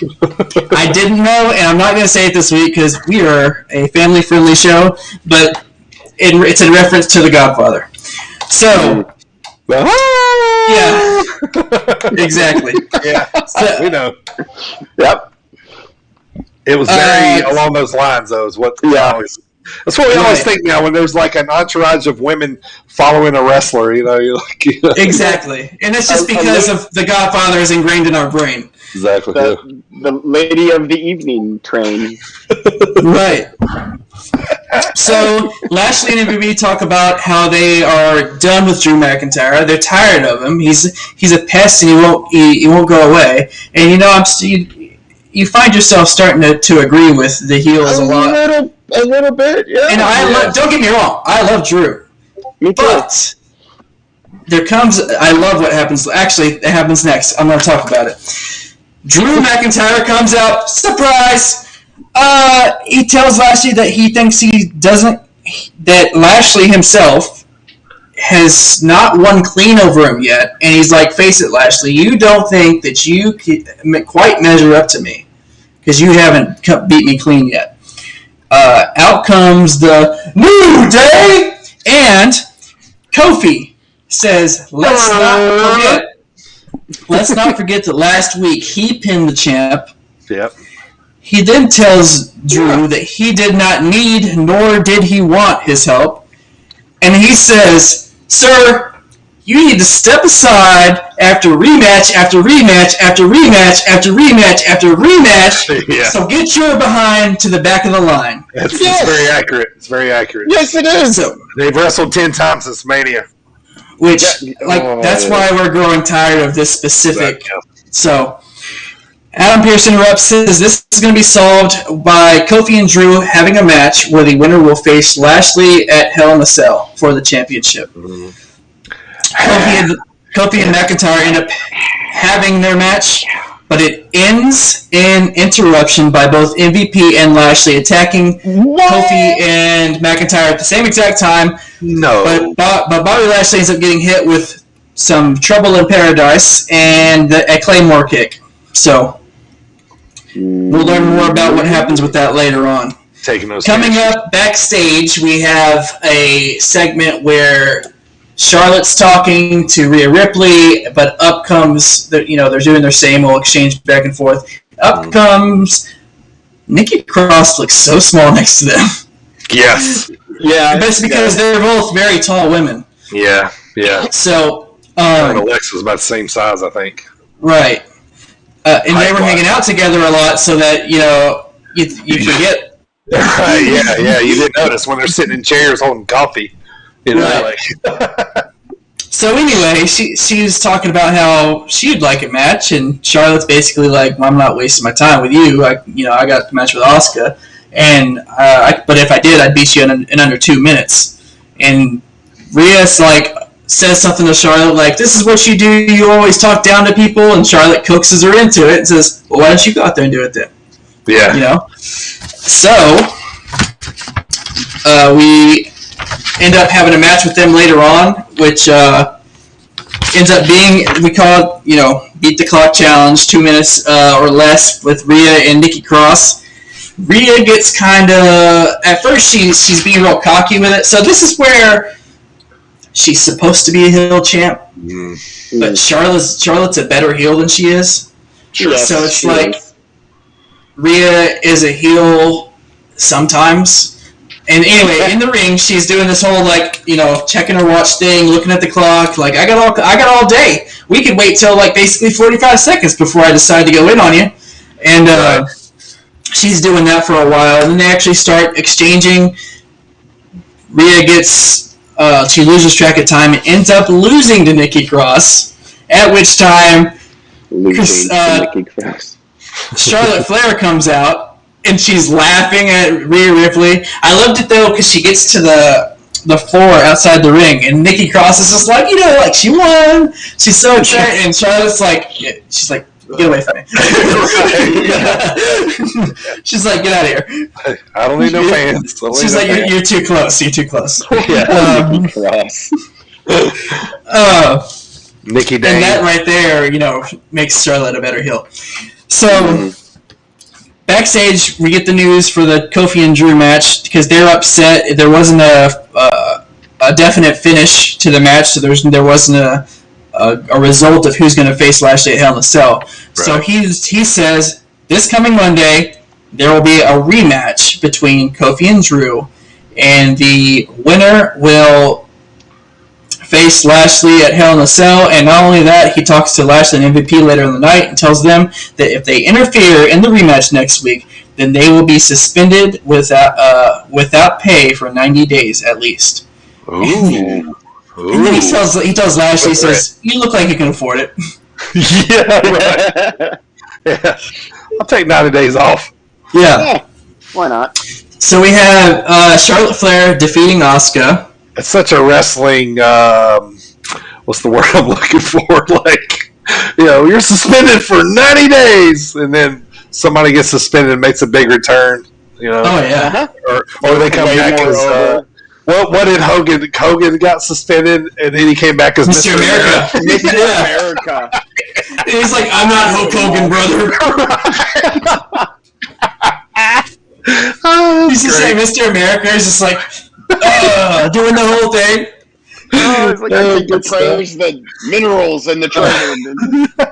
It's you. Oh, did he ever get unmasked? I don't remember if he did or not. But when he did, they were like, we just knew it was him the whole time. Yeah, that was the whole thing. I feel like Hulk got reinstated, so it was like a thing that it was like a secret between the fans and Hulk Hogan. Yeah. So it was like, shh. Wrestling. Yeah, I love wrestling. So next up, we had another match between Shelton and Cedric Alexander. Except Shelton's in the ring first. Cedric comes out with his annoying voice and talks for like 5 minutes, I swear. Yeah. The worst voice ever. At first I was like, why does he sound like Chris Rock? But then he started getting even worse. He has a real grovelly, hoarse, high-pitched voice. Yeah. And he's just... He sounds like a dinosaur. Yeah. He just talks about, they didn't kick both of them out. They kicked Shelton out, and Cedric was just collateral damage, basically, is what it came down to. And Shelton's aged, whatever. So he ends up beating Shelton Benjamin, and that's so now they're 1-1 now. So clearly they'll have a third match. Big blow off a Hell in a Cell, boys. Yeah, pre-show. Big blow off. Yeah. On the pre-show, kickoff. This one right here, and I actually saw I don't remember if it was a tweet or just a message from Randy Orton later about this. But so Matt Riddle, the original Bro himself, has a match with Xavier Woods, and he ends up. They have a good match, and after a couple good close pinfalls, he decides to hit him with an RKO out of nowhere. Gets the 1-2-3, and then gets on the ropes, does the Randy Orton pose. Then as he's walking down, he's like, "This is for you, Randy. This is for you, bro." Good stuff. I saw this. I saw like I don't know if it's probably Randy Orton, just working, but he was like, "Don't steal my crap." Basically, was what he said. Yeah. Because people would if they weren't partners, and if they weren't doing the whole like Matt Riddle's under the loading tree idolizing Randy Orton thing, then it would be a problem. Right. Yeah. Right. It would be. But at the end of the day, RKO, you got freaking Johnny Ace, DDP, everybody else who did a cutter. Right, yeah. I was going to say, are we going to see Randy Orton, pass the cutter torch down to Riddle? Riddle? Yeah. I don't know. You got KO doing the stunner now, so. Right, yeah. Yeah, that's true. Yeah. That was almost, the cutter, a lot of people's use that. The stunner, that was basically just Stone Cold's move, you know what I mean? Yeah, so, it was. When even delivers it like Stone Cold. Yeah. And I remember I heard an interview one time where Stone Cold was like, "Look, kid, if you're going to deliver it, that is he's like, that's an important move, basically. Make it count, and they're not kicking out of it." Yeah. And you gotta sit down on it too to make it look good. So Riddle, he goes over that match. Next up, we got Jackson Riker 1-on-1 with AJ Styles. He ends up winning because he gets help from Elias. Then you get the big man coming out, Omos, and that dude can move. I've never seen him run that fast. Yeah, he got up that ramp pretty quick. And then he basically threw Elias into the LCD board or LED board. Which, nothing came of that, but that was how that ended.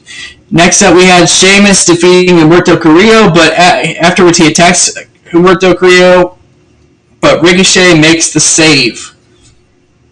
Was a tag team forming here? It could be, or maybe they'll have to. I don't know.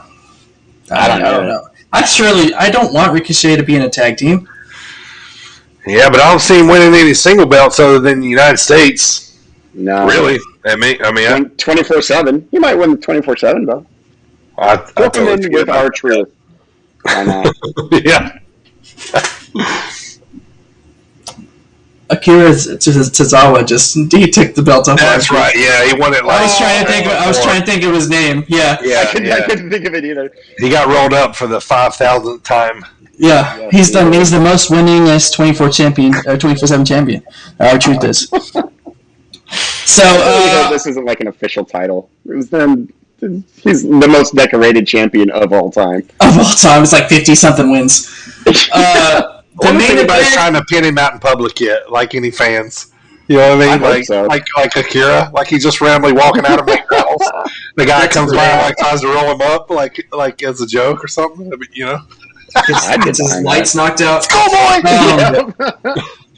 So up next was the main event, and it was probably AJ's favorite moment of the night because it had Shayna and Nia Jax in it to challenge for there was their rematch for the Women's Tag Team Championships.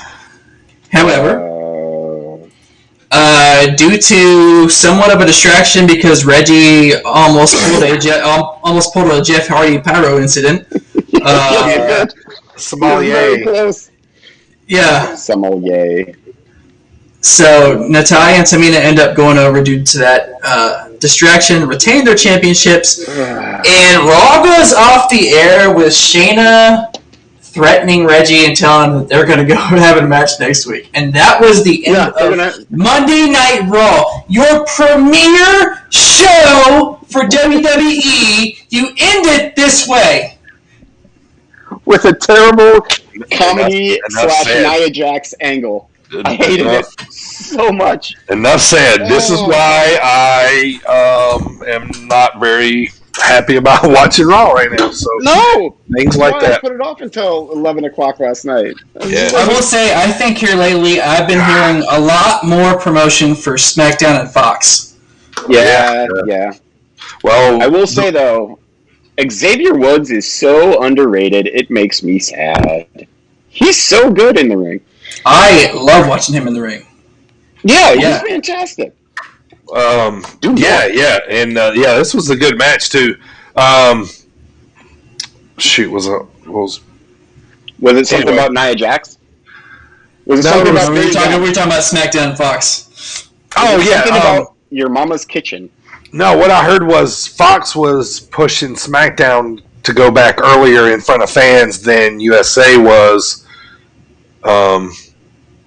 Than USA was on Raw, you know what I mean? Versus like Fox was pushing more than USA was about everybody going back in front of fans earlier. So might have had something to do with it. So, all right, well, that's how Raw went off. So I'm excited to hear about NXT. I told the boys before we started here, I did not get to see the last hour of NXT. I think the last thing I saw was $1 Million Man and Cameron Grimes. To the moon. That was the last thing I saw, so I did not see how this thing shook out, and I did not see any spoilers or anything, so I wasn't on social media much today. So, all right, Primo, NXT. Let's get it done. Last one. Promo package. They opened up the show with a promo package. We all knew it was going to happen. Cross versus Balor 2. First of all, I want to say they open up with this promo package, right? And which is a good promo package. It was. Yeah. And then afterwards, they do the zoom out off of this awesome, almost looks like a boxing graphic. Yeah. The big 2 in Balor and Cross. Yeah. Why don't they put this effort into the main shows? I know. Like this small stuff, I enjoy so much. Like it made it seem way more important. I mean, it is an important match. I mean, this is a big match, but it made me get invested more. Sure. You know? Yeah. Oh, absolutely. And that's the kind of stuff that I don't think the main shows are even. Anyway, moving on right now. So I got you. I feel you. Same. Oh man! So first match of the night, we have Ember Moon and Shotzi Blackheart. They end up they have a tag team match against Raquel Gonzalez, which is the NXT Women's Champ, and Dakota Kai. But Ember Moon and Shotzi end up winning the match, but Raquel attacks Shotzi. She destroys her after the match, and Dakota holds up Ember and makes her watch. I mean, Raquel is she's being vicious, a vicious champ. Yeah, she's turned into a bull a little bit. Yeah. Next up, we have the in-ring return of Bobby Fish. Unfortunately, his first match was against Pete Dunne, and he lost. He lost horribly, too. So, I got one question for you guys, though. How much fish could Bobby Fish fry if Bobby Fish could fry fish? If it's Friday, it's probably all you can eat. Yeah, probably. Especially out here in the Midwest, they love that. That's where I'm from. I used to work at a restaurant when I was 16. That's what I did every Friday night. Fish Friday everywhere. Yeah, that's right. All right. So, man, I like me some fried catfish. So after the match, Oney Lorcan attacks Bobby Fish, and he just basically goes off on him. And what I liked it, I didn't like that was cool. But the one part I liked about it was Pete Dunne was just like. He always does that shrug. Yeah, He's like, oh, okay, well, he's like, my friend did a thing. That's cool. Right. Yeah. He's like, I'm not his babysitter. Let him do what he wants to do. So, next up we had Cameron Grimes and Ted DiBiase. The $1 million face-off had been advertised since the prior week. They were talking about how, Cameron Grimes is like, look, man, I've been trying ever since, I got rich. Got the gold watch. I've been trying to do my thing, and you just keep outdoing me. And Ted's like, look, kid, I actually like you a lot. You got a good thing. I see a lot in you. And right about that time when he says he's looking for somebody, out comes L.A. Knight. Sporting the yellow shades. He is, man, looking like $1 million himself. And he talks like it too. Yeah, let me talk to you. L.A. Knight comes out, and he gets in the ring, and they have some words there. He basically talks about how, this smuck, look at me, type situation. Yeah. And ends up laying out Cameron Grimes, and $1 million Ted DiBiase does his laugh. I can't. Anybody? You want to give it to me? Oh, that's actually really good. I spot on. 10 out of 10. I'll leave it right there. All right, so he does that, and then Ted DiBiase leaves with LA Knight. So could be his guy now. Could be. Strap the rocket on LA Knight, baby. Let's go to the moon. Bring back the $1 million championship. Are you guys fans of? I heard, I didn't hear. It's not like I talked to wrestlers. I read that the WWE is thinking of bringing it back. Yeah. Yes. He's got AJ talks to the writers of NXT. That would work. They call me. That idea. They call you. They know that you're one of the hosts of Sit Down Mark, so they got to give you. Yes, they do. They're like, hey, people listen to you in Belgium, right? I better talk to you. Yeah. They call him AJ like we do. Like they know. Yeah, just like that. They know that well. Just AJ. You're welcome. Yeah, thanks. Okay, next up, because first of all, we hadn't seen LA Knight in a while, so that was cool. Yeah. After that, we also have the in-ring debut. I want to say, this whole show felt almost as good as a takeover. Yep. That's why I was mad when I couldn't watch the last half of my show, man, because I was so invested. This was a good show in the first hour. I don't know what happened in the second hour, but I was freaking all in this one in the first hour. So right after the $1 million face-off, we have the in-ring debut of Frankie Monet. Mm-hmm. She comes out, a.k.a. Taya Valkyrie, Miss Johnny Morrison, or Johnny Drip Drip. Johnny Drip Drip. I was going to say Johnny Mundo. What did he say? What did he say on Monday? Did he say something like, welcome to the Splash Park? Or what was it? Dang it, I don't remember. Welcome to he's like, you're gonna need he did say something silly. Yeah, he said, you're going to need because he was talking, they had these wrestlers doing, we're going back on the road. I'm going to be wrestling in front of you guys. And he said something like, I'll be back on the road wrestling with you. You're going to need a raincoat or something because welcome to the Splash Zone. Welcome to the Splash Zone. Yeah. Drip drip. It says drip drip on the side of his head. Okay. Johnny Drip Drip's mullet or PBJ. PB&J. I'm gonna go because PB&J doesn't have anything written in his mullet. He has no words. He doesn't even have the racing stripes. No, that is a baby mullet. PB&J. No, Brian Pillman, he's got the old school Manny Fernandez Raging Bull, like curly in the back, tight in the front, like the perm mullet. Yeah, perm, just like a spot in the back. Yeah. I'm gonna go with Johnny Drip Drip Smollett. Johnny Drip Drip Smollett. Drip. You can't beat that. I love that name though. I can't help it. So Frankie Monet defeats Cora Jade in the ring. Clearly, it's her in-ring debut, and she destroyed her. What if she loses? Like her in-ring debut. I mean, you mean like Bobby Fish losing his return? Yeah, at least it wasn't to a roll-up or something. Right. Schoolboy. After this, we have the new North American champion, Bronson Reed, in the ring. Hang on one second, Primo. Let me talk about Frankie Monet for a second. Did you guys see at the end of the match where it was Beth Phoenix was on the panel, right? And it's like she was waiting because Frankie's finisher used to be the Glamazon's finisher. That front face, like gourd buster, Yeah. So she had that move up in the air, and she hadn't even finished it yet. She hadn't even planted it yet, and Beth goes, "Oh, that looks familiar." You know what I mean? Like she was waiting bated breath to say that. Yeah, it's like the whole match. Yeah. Oh, that one's familiar, and she hadn't even flattened her yet. You know, I'm like, let her get the move out. You know? Yeah, like or like say it next time. This is her debut.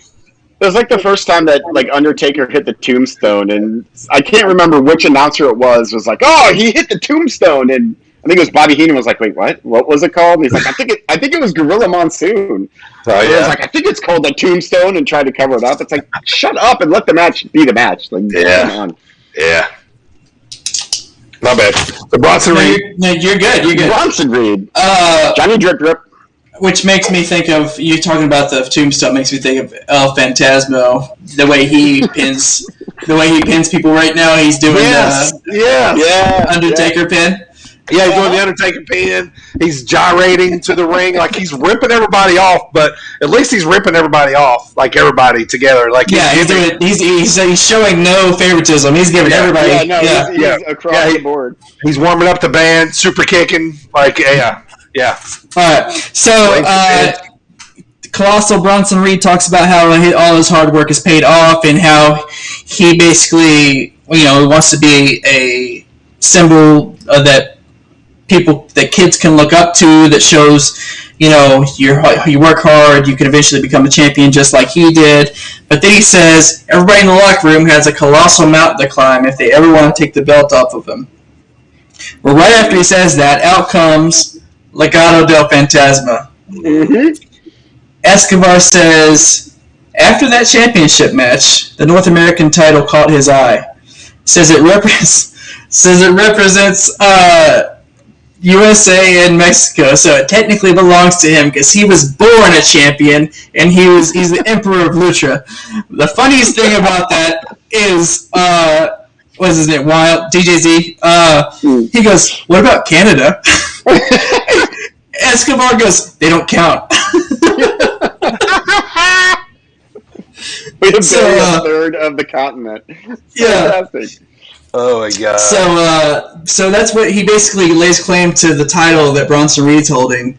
And as Legado del Fantasma begins to circle the ring, as like they're gonna strike on him, Shield style, MSK comes out and they make the save. Everybody scatters. MSK and Bronson Reed are standing tall. Legado runs with their tail tucked between their legs. Okay. Next up, This is where I got cut off right here. This is where I got cut off. Well, there's 2 things left. That's because the Cross and Balor match is really long. Yes, it is.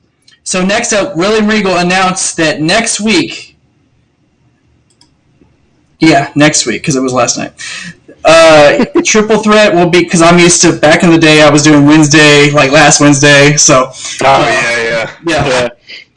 William Regal announces the Triple Threat for next week's NXT main event will be Kyle O'Reilly, Cool Kyle, Pete Dunne, and Johnny Gargano to determine the number 1 contender for the NXT Championship, and the winner will face the champion at NXT TakeOver in your house. So not only did they announce the number 1 contender match, but they also announced the next NXT TakeOver, which is in your house. So that's like I like that little throwback there. Yeah, so that's cool. Which I don't really like that he did that. or that they even announced that match. Because you're telling me that, so basically they need a number one contender. Yep. So you're telling me Finn Balor's going to lose. You're going to lose, yeah. Kind of choreographed the finish of the match a little bit. I don't know how the match ended, but I never liked when they do that. No. Because if Cross loses, he gets a rematch. Yeah, he's the number one contender. Yeah, because let's talk about this. How many times in wrestling have they booked any promotion company, whatever, have they booked a big match, right? Say for a pay-per-view. And then 2 nights or a week before that, they book another championship match with somebody else. And you're like, you know that guy ain't winning that because they're already booking this other one like big time. Exactly. Like you can't sell me on that. Like suspend belief. It's terrible booking. Like I hate that. Like I'm going to fast forward through that match because I know that they're not going to win. They could have waited until the very end of the match and been like, and William Regal could have came out to the stage and been like, next week to determine the number one contender. Why didn't they and that could have closed off the show. And if that match before the big match was ever won by that other contender, then we know that the main event's going to end up being a triple threat at the pay-per-view or whatever. You know what I mean? That's I mean, that's when us marks become smart marks. And, right. As it were. We're thinking too much, and they don't pay us to think. So right, yeah, exactly. They don't. Next up, we have the main event, and it was the reason you say you missed the second hour is because I think it was like 45 minutes, to be honest. It had to have been like 40 at least. Oh, was it? Yeah. Right. It was a long. Was the entrances long? No, actually. They came back from commercial break. Finn Balor sitting on the turnbuckle, and Cross is like finishing up his entrance. See, I hate that. Of wrestling entrances. Especially like Finn's entrance, crowd interaction, you love it. Awesome. So, anyway, but I did think it was cool that he was just like kind of like sitting back there on the turnbuckle, waiting for Cross just to finish what he's doing. And you know how usually Cross gets up there and starts beating his chest? Yeah. Well, instead of doing that, he just because Finn Balor's back here on this turnbuckle. Okay. And he just kind of looks back at him, and then they do a face-off and just begin the match. So did Cross wear the loincloth again? Yeah, he wore the gladiator skirt. Yep, the Kratos loincloth. Yeah. So he's sticking with it. It's not a one-time thing. He's going to be a Spartan or whatever he is. Okay. Which has nothing to do with his entrance or his gimmick. Not even a little bit, no. No. Anyway, so it was a long match. It was a good match. It was a grueling match. Obviously, you got Finn Balor. You got Karrion Kross. Was it stiff? Certain parts of it, yeah. Okay. But most of it was, Finn doing all his stuff. Towards the end there, the way it ended was you had Kross throw Finn onto the table, announcer's table, roll him into the ring, and just start giving him stiff shots to the back of the neck with the forearms. And Finn returns fire with the same exact thing. So, at one point, Karrion has Finn on the mat, laying face first, and just bashing him with his forearms to the back of the head. Oh, wow. Within seconds, Finn's doing the exact same thing to him. And then they end up exchanging a few more things, and Kross hits him with the finisher. 1, 2, 3, Kross. No. Not pinfall, I'm sorry. Kross gets him and puts him to sleep with his choke. So Balor didn't tap. That's the way No, he passed out. Okay. And right before that, he actually put Kross's choke on Kross. Okay. Sorry about the echo, guys. AJ, I think he took a bathroom break and he left his earbuds laying by his microphone. So that's why you hear the echo if you do hear it. So he should be back for a second. Sorry about that. Here he comes. So, yeah. Sorry, that was weird. It's okay. So yeah, at one point Finn did have Cross in his I forget what his move is called, but he has him in the choke, and when he does, Cross starts to go out, right? And the ref does the whole grab his arm to get ready to drop it. And right whenever he goes to drop it, Cross grabs the ref by the wrist, and holds on, don't you dare. He was like, don't you dare ring that bell. Because the ref was literally, going to ring the bell. He was, that close because it looked like Cross had passed out. And then after that's whenever he reversed it, put Finn in the move, and put Finn to sleep. Prince Balor. Yes. And that is finished NXT. Cross retains the championship. Next week we'll find out the number one contender. Okay. Interesting there. So it sounded like it was a pretty good episode. Basically, it looks like I just missed that last match. So, all right. So that is the recap in the week in wrestling. So thanks for sticking with us through that. So we're going to jump right into the next thing on the docket here. It's the Pick Primo's Brain, which is kind of just where I ask Primo a question each week. So it's going to go to AJ as well. So let me show you that graphic. So I'm going to ask you guys a question, and then we'll come back after the graphic and let you guys answer it. So, all right, see if you guys can go back in your wrestling memory brain. When was the first time you've seen a wrestler bleed on TV? Be right back.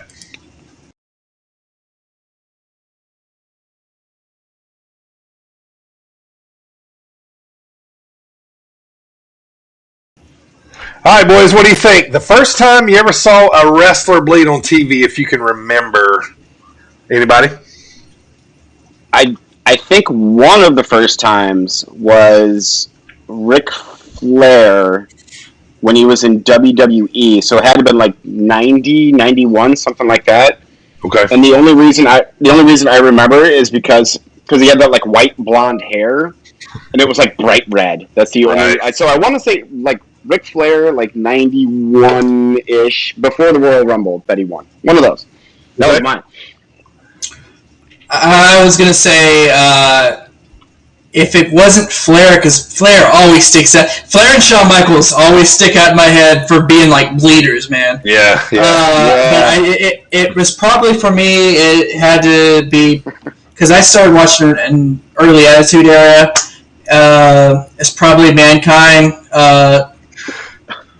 More than likely. Yeah. For me, it was probably Mick Foley. He was bleeding all the time, so. Right. For me, right now, I'm going to go way back. For me, the first time I saw a wrestler bleed, I'll say this, was even before Flair. Abdullah the Butcher. This dude, his head just straight up. Oh, yeah. He used to get his head so the much. stars and the dents in his head? Yeah. Look like, that's how Devon's head looks. Yeah. All the blading. Yeah, so it was the first time I seen him. So Undead Lumberjack said it has to be Flair, which is a lot of people. That's when you see Flair and that whitish blonde hair, just all red. Yeah. And then Shawn definitely always has the literal crimson mask. Yeah, Shawn, it was it was always pouring out of his long hair, like it was his thing, Gross. What I mean? Yeah, it was. Yes. All right, guys, we are up to our Dropkick discussion of the week. We're going to take a quick little 1 minute break here, but today we are talking about our top 5 favorite managers or valets. So we're going to take a quick little break here. I'm going to let you guys look at the graphic. We'll be back here in just about a minute. So hang tight. We'll be right back.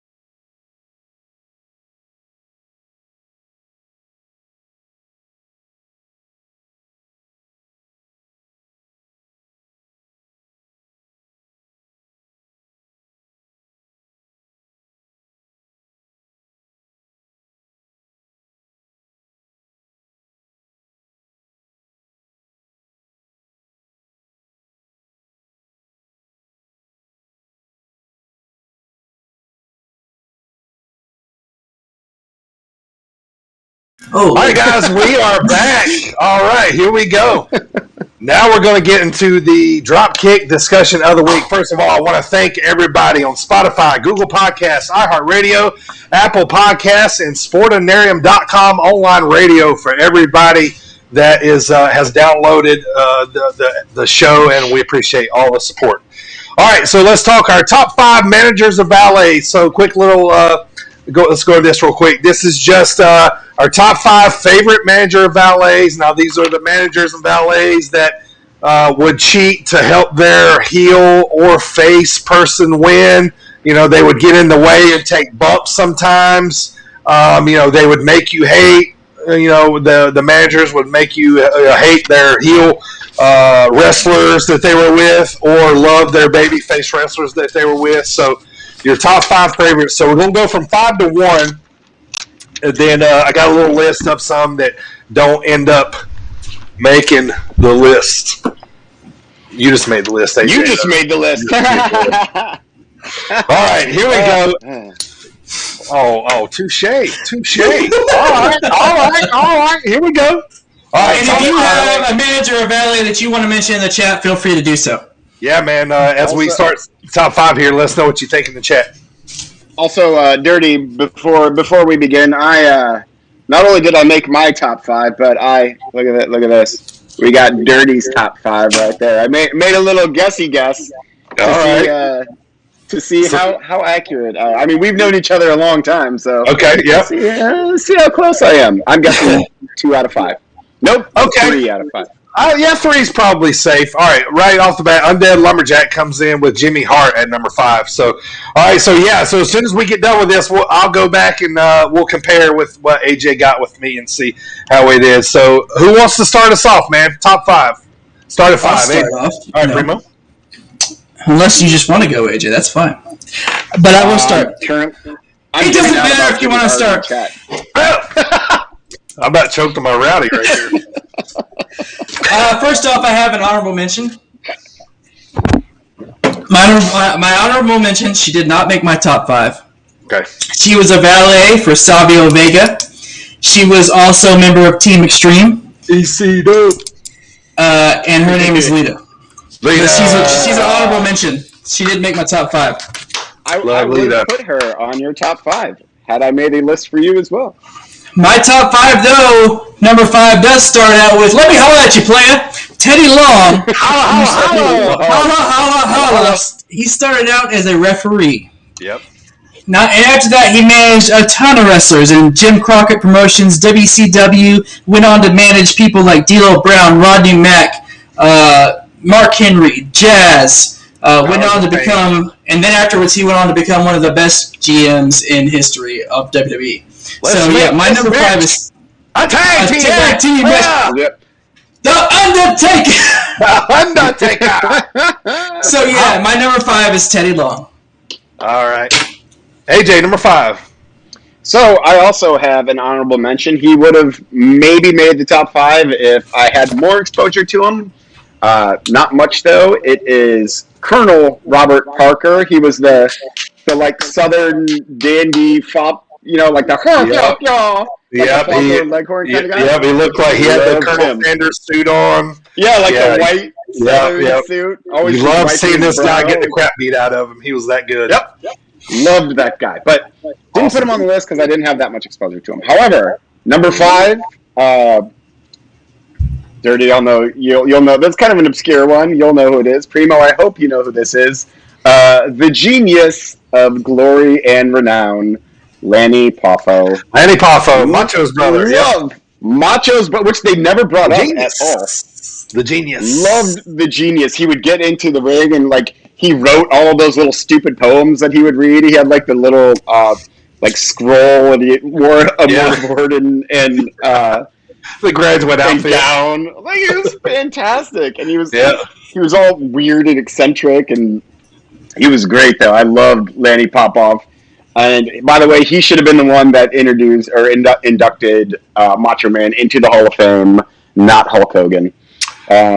Totally agree. So my number 5 is Lanny Poffo. He managed the Beverly Brothers and trying to think of who. I think he was with Mr. He was with Mr. Perfect for a while. But he was great. And then he had that show of, he had like his own little show, kind of like Piper's Pit. It was something like that. So, all right, well, I'm gonna start with my number 5. You know, I come from the deep South wrestling. You know, of NWA, WCW, all that kind of stuff. Look, I got a ton of honorable mentions. You know, and I'm gonna just read them off at the end if none of these are on anybody's list. So, all right, let me preface this with saying first that any selections made in my top 5 is based on wrestling only. Not anything outside of wrestling, anything that Twitter has caused, anything. This is wrestling based only. So number 5 for me is the manager of the Midnight Express, Jim Cornette. He's one of the baddest heels ever. You know, you love seeing him take bumps. You know, one of my best childhood memories is seeing him fall off the scalpel in Starrcade '85 when the Road Warriors threw him off. He took a big bump. You know, he always carried this tennis racket. Yeah, it was. You know, he was synonymous with Midnight Express. You know, he talked about his mama and being the greatest thing on earth. Yep, in her kitchen. Yep. So he was great, man. He was probably, you know, I mean, Rock and Roll Express, Midnight Express to me is, you know, one of the best feuds ever. But Jim made that, you know, made the heel tactics and stuff like that. So Jim made that interesting, and he made you really hate him. So, all right, Primo, number 4. Number 4. So she is the only woman that did make my top 5. She managed the likes of Randy Savage for a time being. She managed HBK Shawn Michaels, and she managed one of my favorite tag teams of all time, Harlem Heat. That's Sherry Martel. And not only did she manage great talent, but she was a heel manager, and she loved to get her hands dirty. So it's like she'd get in there. Mm-hmm. I thought she was smoking hot too. I thought she was much hotter than Elizabeth. I really did. Hey, wait, hold on. Let me throw my notes. Okay, continue. She was smoking hot like you'd love to meet her at a bar one night. You know what I mean? Right? Yeah. And hey, but I'm gonna say this: an exception of maybe one other guy on my list, Sherry bumped, man. Sherry bumped a lot, and she sold like a mother. Probably, she got in there, and you know she would, you know, Sherry Martel, sensational Sherry. You know, she wasn't afraid to get her hands dirty. Yep. All right, AJ, don't go next because my number 4 is sensational Sherry as well. Number 4. Number 4, AJ. All right, let's see. 5.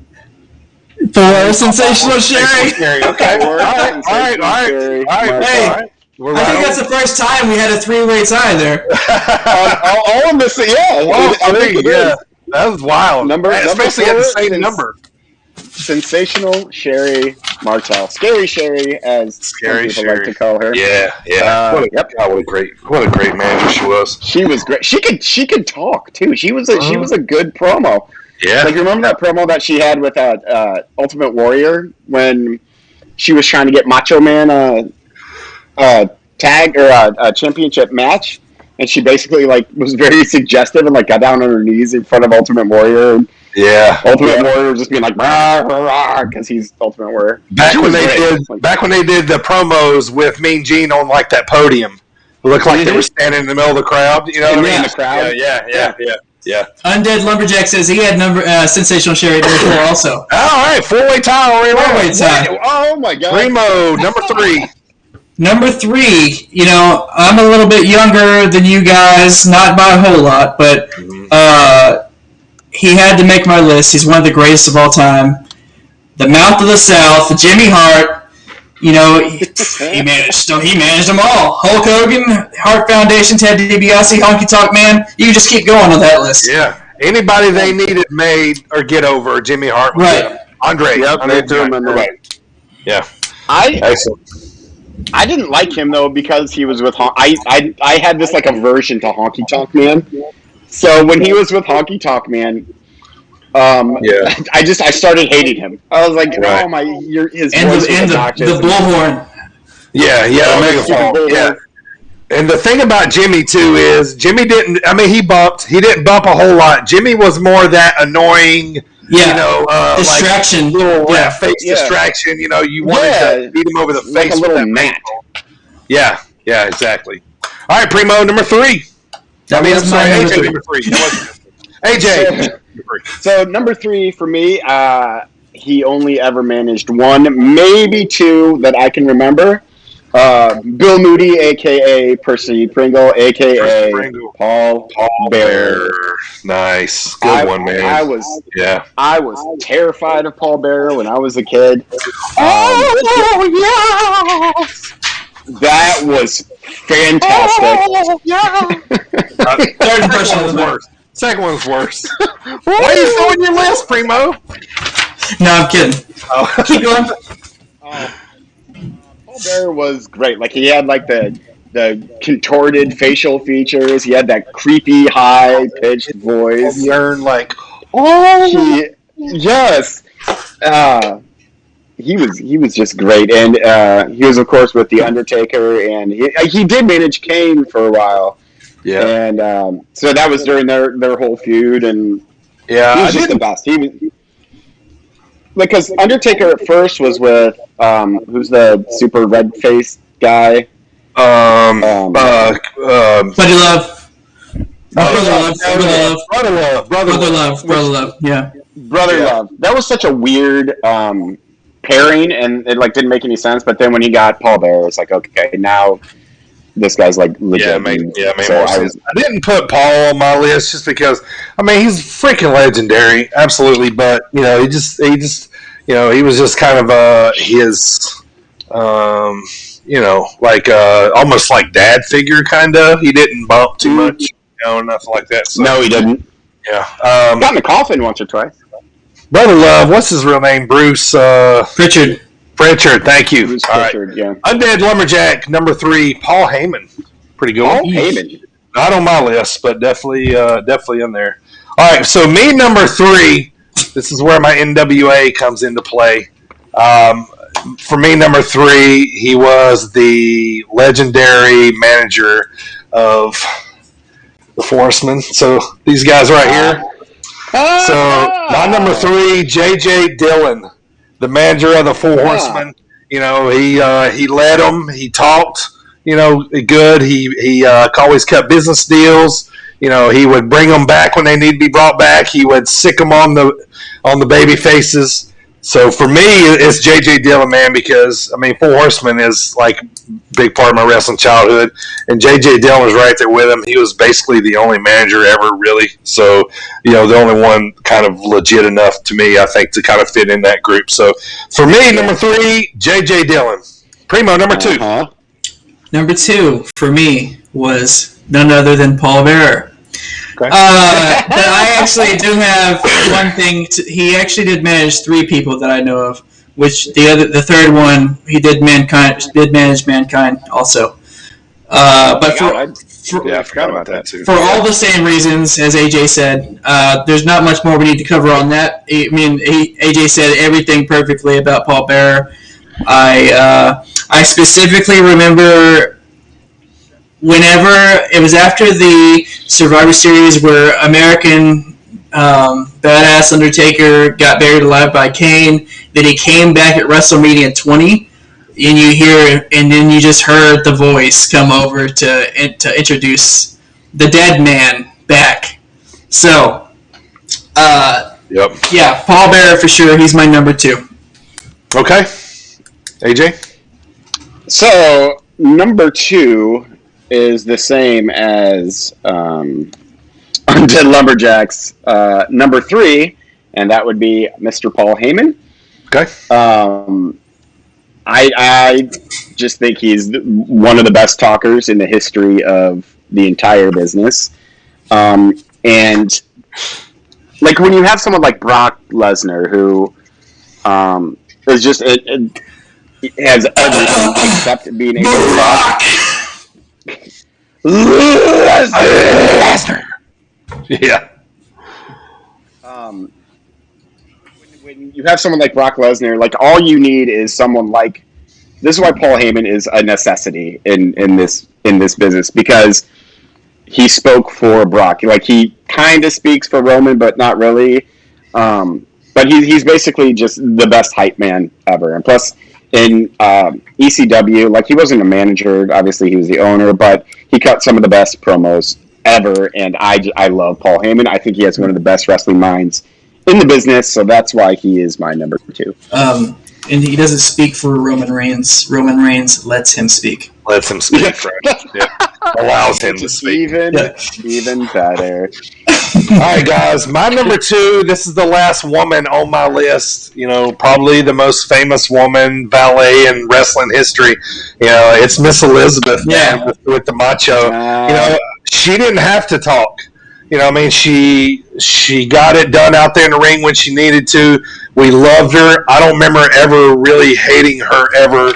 You know what I mean? Like, it was like I almost was always scared that she would get hurt or, you know, or something like that. But, man, but for me, what sticks is the storylines that Elizabeth was involved in wrestling that have stood the test of time. They're all legendary. Right, yeah, they're all legendary. So, for me, I had to have her in my top 2.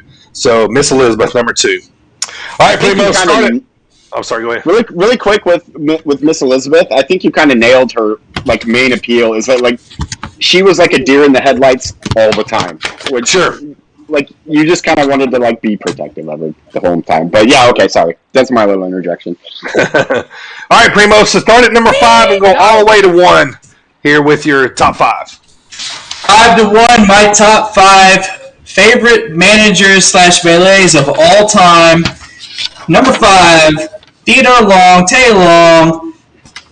Number 4, Sherry Martel, Sensational Sherry. 3, Mouth of the South, Jimmy Hart.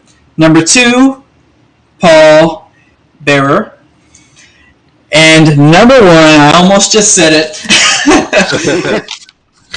Paul Heyman, you can't see that, but Paul Heyman, or Paul E. Dangerously, whatever you want to call him, manages Roman Reigns. Actually, I'm sorry. He's currently Roman Reigns' special counsel. Right. He was the advocate for Brock Lesnar. He managed CM Punk, Big Show, Mean Mark Callis, which is The Undertaker. Mm-hmm. Also, the Dangerous Alliance. You can't forget about that. Yep. He is, for exactly what AJ just said, what he does on the mic is bar none. Like, it's amazing. And even I find myself every now and then I'll catch a highlight of, like, talking smack or something. And if he's on there talking to a wrestler, I'm glued. And, like, because he talks to him, and he'll do this with any wrestler. It's almost like he's inspiring them or, like, coaching them all in one talk, but still telling them that Roman's better than them at the same time. Right. You know, but no, he's great, and he's done. I mean, he's been a manager my entire time that I've been watching wrestling, so he had to be my number 1. Got it. Oh, you can't forget ECW, of course. Worm Rider said, y'all didn't say, excuse me. Well, Vicky G. That's true. All right, AJ, who you got? Number 1. So number 5, I had the genius Lanny Poffo. Number 4 was sensational Sherry Martel. Number 3, Paul Bearer. Number 2, Paul Heyman. And number 1, this right when you announced this category, boom, number 1, Bobby the Brain Heenan. Without question, jumped right into my mind. I'm like, he's my favorite of all time. Yeah. I'm with you. Not only did he have the best heels in his stable all ever, he was so good at talking. He was so funny and so sharp, and like he could put over whoever he wanted just by being him. He got in the ring. He did some bumps. He fought the Red Rooster once, which was just amazing. Yeah, we've seen this guy get stripped down to his underwear before. Like he just like a woman to try to break back into my role. Yeah. We love seeing Heyman is my number one as well. We love seeing him get beat up probably more than any manager ever. Yeah. Like when he took a bump, like you were like, oh yeah, get him, like like yeah. So for me, 5 Jim Cornette, 4 Sensational Sherry, 3 J.J. Dillon, 2 Elizabeth, 1 Bobby the Brain Heenan. All right, guys, let me throw out some here real quick that we might have forgot about or didn't. Paul Ellering, the Road Warriors. Sonny, yep, Road Warriors. She's been spoken about tonight. She farted. Mr. Fuji. Mr. Fuji! He was traded down, though. Yeah. How about Captain Lou Albano? How about Gary Hart? Him mainly. Don't say from the Girls Just Want to Have Fun video. I was gonna say from the Goonies Are Good Enough video. Oh man! All right, and then also Brother Love, Slick, Baby Doll. You guys remember Baby Doll with Dusty and the Forest Man? Yeah, she went through all that. And then last but not least, you guys might not even know, but Paul Jones. He was the manager of Pistol Pez Watley, Baron Von Roski, Barbarian. He was manager. The Barbarian. Yeah, Dutch Mantel. Yeah, there's another one too. Same state along those lines. I was just about to say Dutch Mantel. Yeah, awesome. Who was also we people.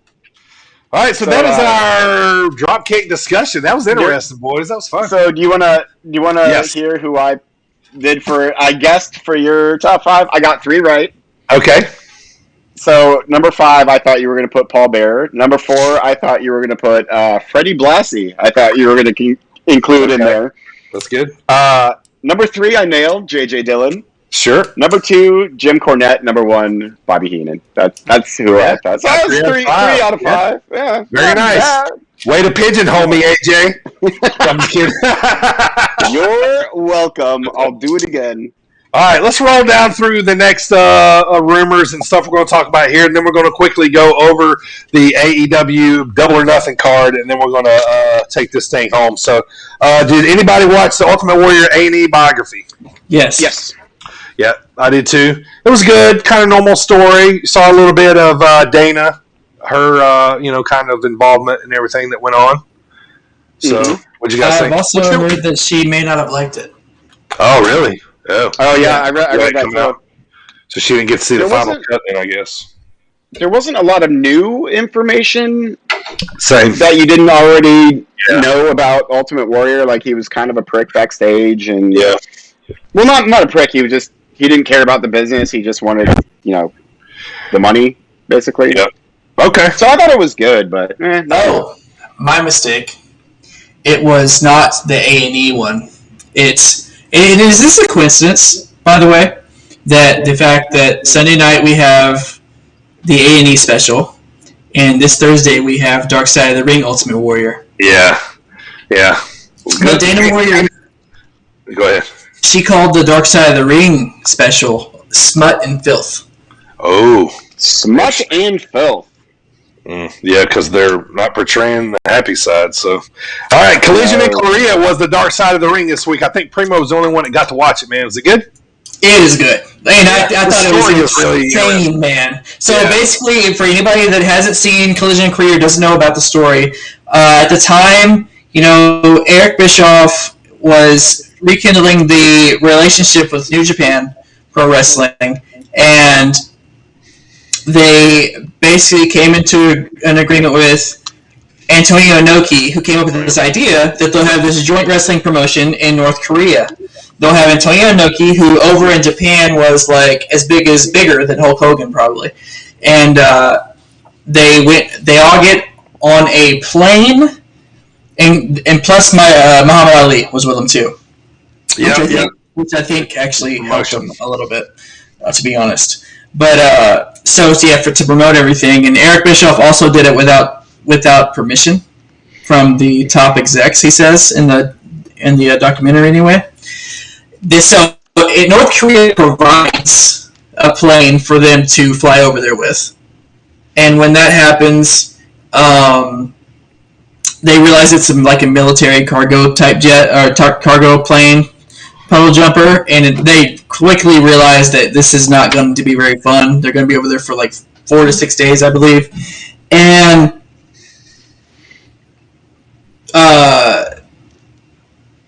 so we basically they get to North Korea, and immediately their passports and any American technology, because like a Walkman or anything like that, was immediately confiscated. Their passports were confiscated right as soon as they got off. Yeah. They're surrounded by armed North Korean military. But don't spoil how it ends, but just kind of, Yeah. So basically, they are. It's almost like they're in prison the whole time. Yeah. They're being held. Yeah. It was a hairy situation. Crazy. Yeah. I can't wait to watch it. Long story short, North Korea hates Americans, and What? Yeah. Scott Norton tells a great story about it. Yep, Scott Norton tells a great story about it. Probably the story of it all. But yeah, there's also a podcast, 83 Weeks, Eric Bischoff, where he talks about it. It's really interesting. So Sunday is Mick Foley biography. Yes, I'm looking forward to that. So that'd be good. Yep. Wrestling promotions. Yeah, it'd probably ruin it then. Well, I mean, if you kind of know the story, but I always end up watching this stuff because I like to see the little tidbits they get from the wrestlers talking about what happened or whatever. I mean, it's like we all know the story already, but we're probably going to watch it, just because. I'm absolutely going to Mrs. Foley's baby boy. Yeah. All right, so wrestling looks like is opening up here soon to all fans. Thank you, world. Pandemic, whatever. I move away from my home state, born and raised in Texas, and now all the wrestling events are in Texas. Yep. Oh yeah, they're all going to be in Texas and Florida. Like that's where all of them are going to be. They are Money in the Bank is going to be in Fort Worth, right? Is that what I've seen? I'm not sure. There's definitely an event there. Houston? Was it Houston? Yeah, maybe. I think so. Yeah, anyway, they're doing something running there, so. I was trying to think, because I just watched it today. Yeah, it's somewhere there's a lot of wrestling going on in Texas. So. AEW is going to go nationwide, though. Yes, they are going nationwide. They're in Fort Worth, by the way. Okay, good. In Fort Worth.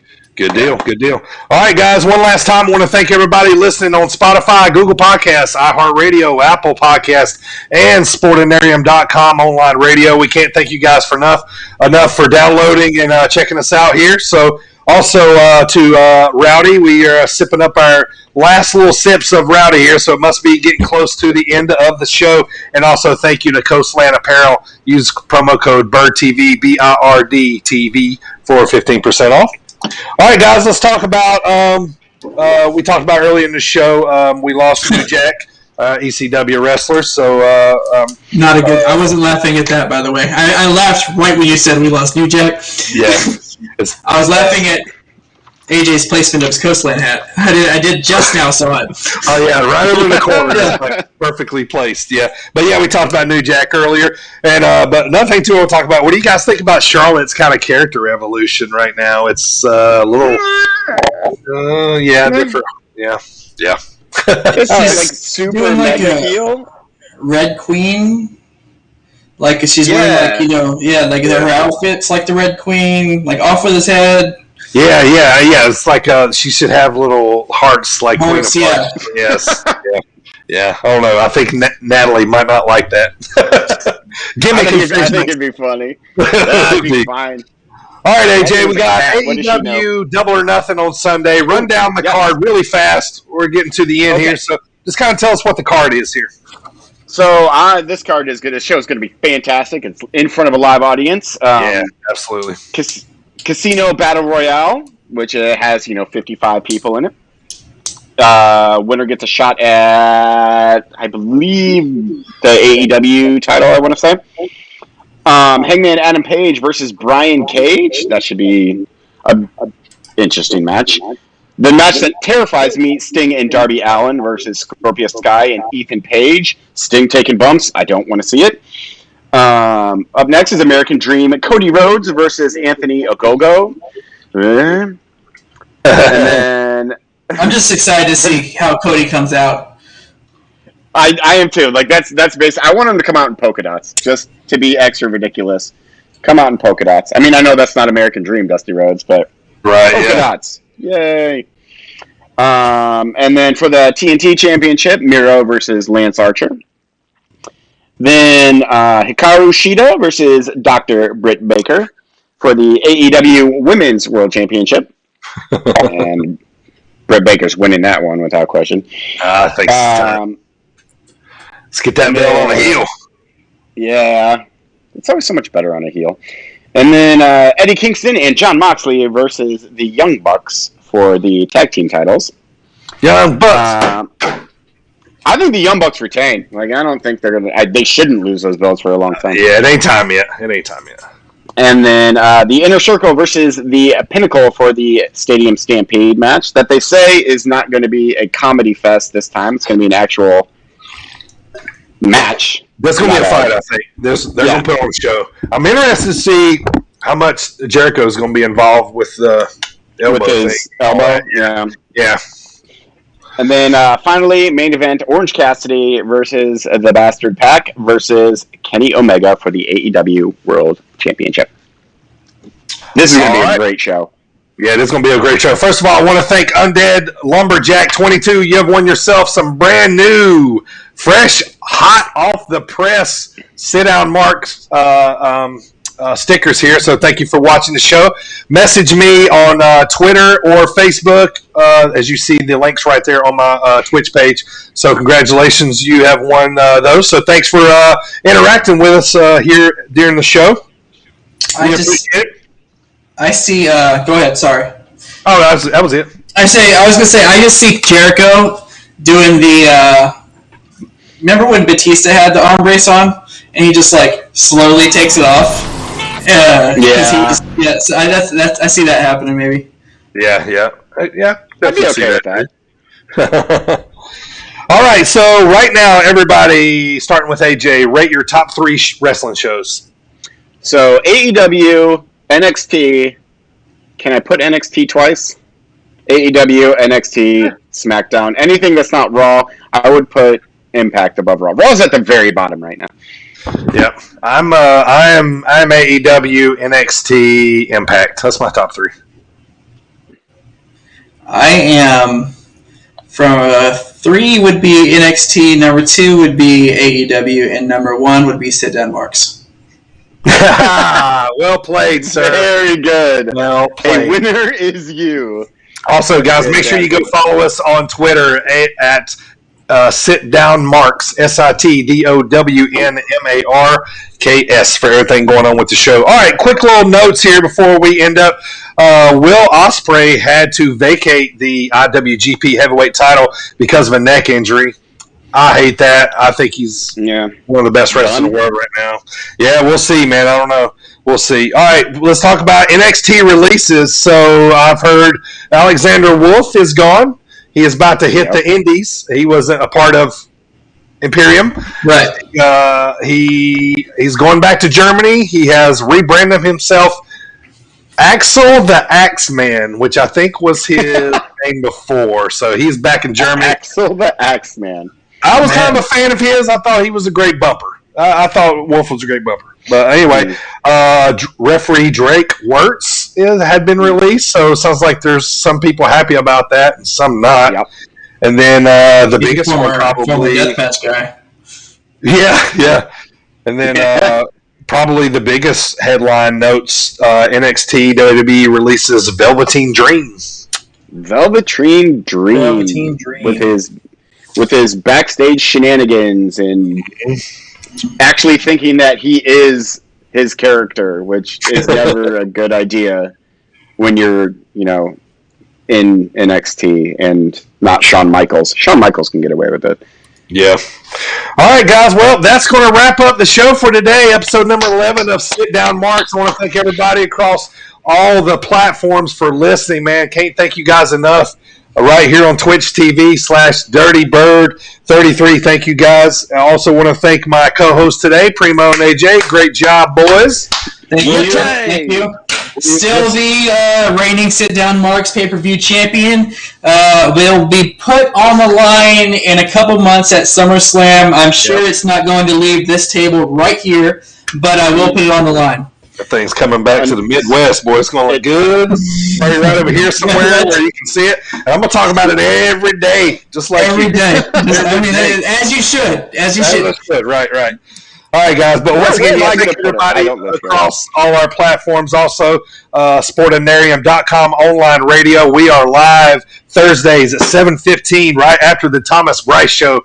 So thank you guys so much. And we'll be live on Thursday night. So thank you. All right, next week, episode number 12, we'll be coming back. We're going to talk about Double or Nothing, what happened there, our drop kick discussion of the week will be top 5 wrestling cities. Now, this will pertain to fans, basically, who's got the rowdiest and most dedicated fans, so to speak. So that will be fun. We'll probably have a guest on here again in a couple weeks. So I'm the Dirty Bird Man once again. If you are interested in any sit-down marks stickers, man, we are giving these away free. Message me on Twitter or Facebook. Name and address, man. I'll get those out to you. Also, one last thing. This just come in. Wanted to show you guys this Pro Wrestling Illustrated. Brand new, just came out. For everybody listening, not watching, it's a caricature of Kenny Omega, Bobby Lashley, Maki Itoh, and Lio Rush on the front. 4 of the sport's hottest stars tell all. So this is a pretty good magazine. It's got a big write-up in here about RJ City. There's a big write-up in here about indie wrestling, Bobby Lashley. Small thing in here about Bailey. The only thing I've read so far is the hot seat with Kenny Omega, and this is good. This is good. He talks about Japan, the Impact relationship, the Okada matches, and then his relationship with AEW. So this is the brand new one out. I think I get it, and then it usually hits the newsstands about 2 or 3 weeks later. So I feel like I've already usually read it by the time they announce that it's out on newsstands. So yeah, good magazine there. So thanks, guys. Appreciate it, Primo. Appreciate it, AJ. Thank you. Next time. It's going to be fun. All right, boys. See you guys later. In your mom's kitchen. In your mama's kitchen. In your mama's kitchen. Making them biscuits.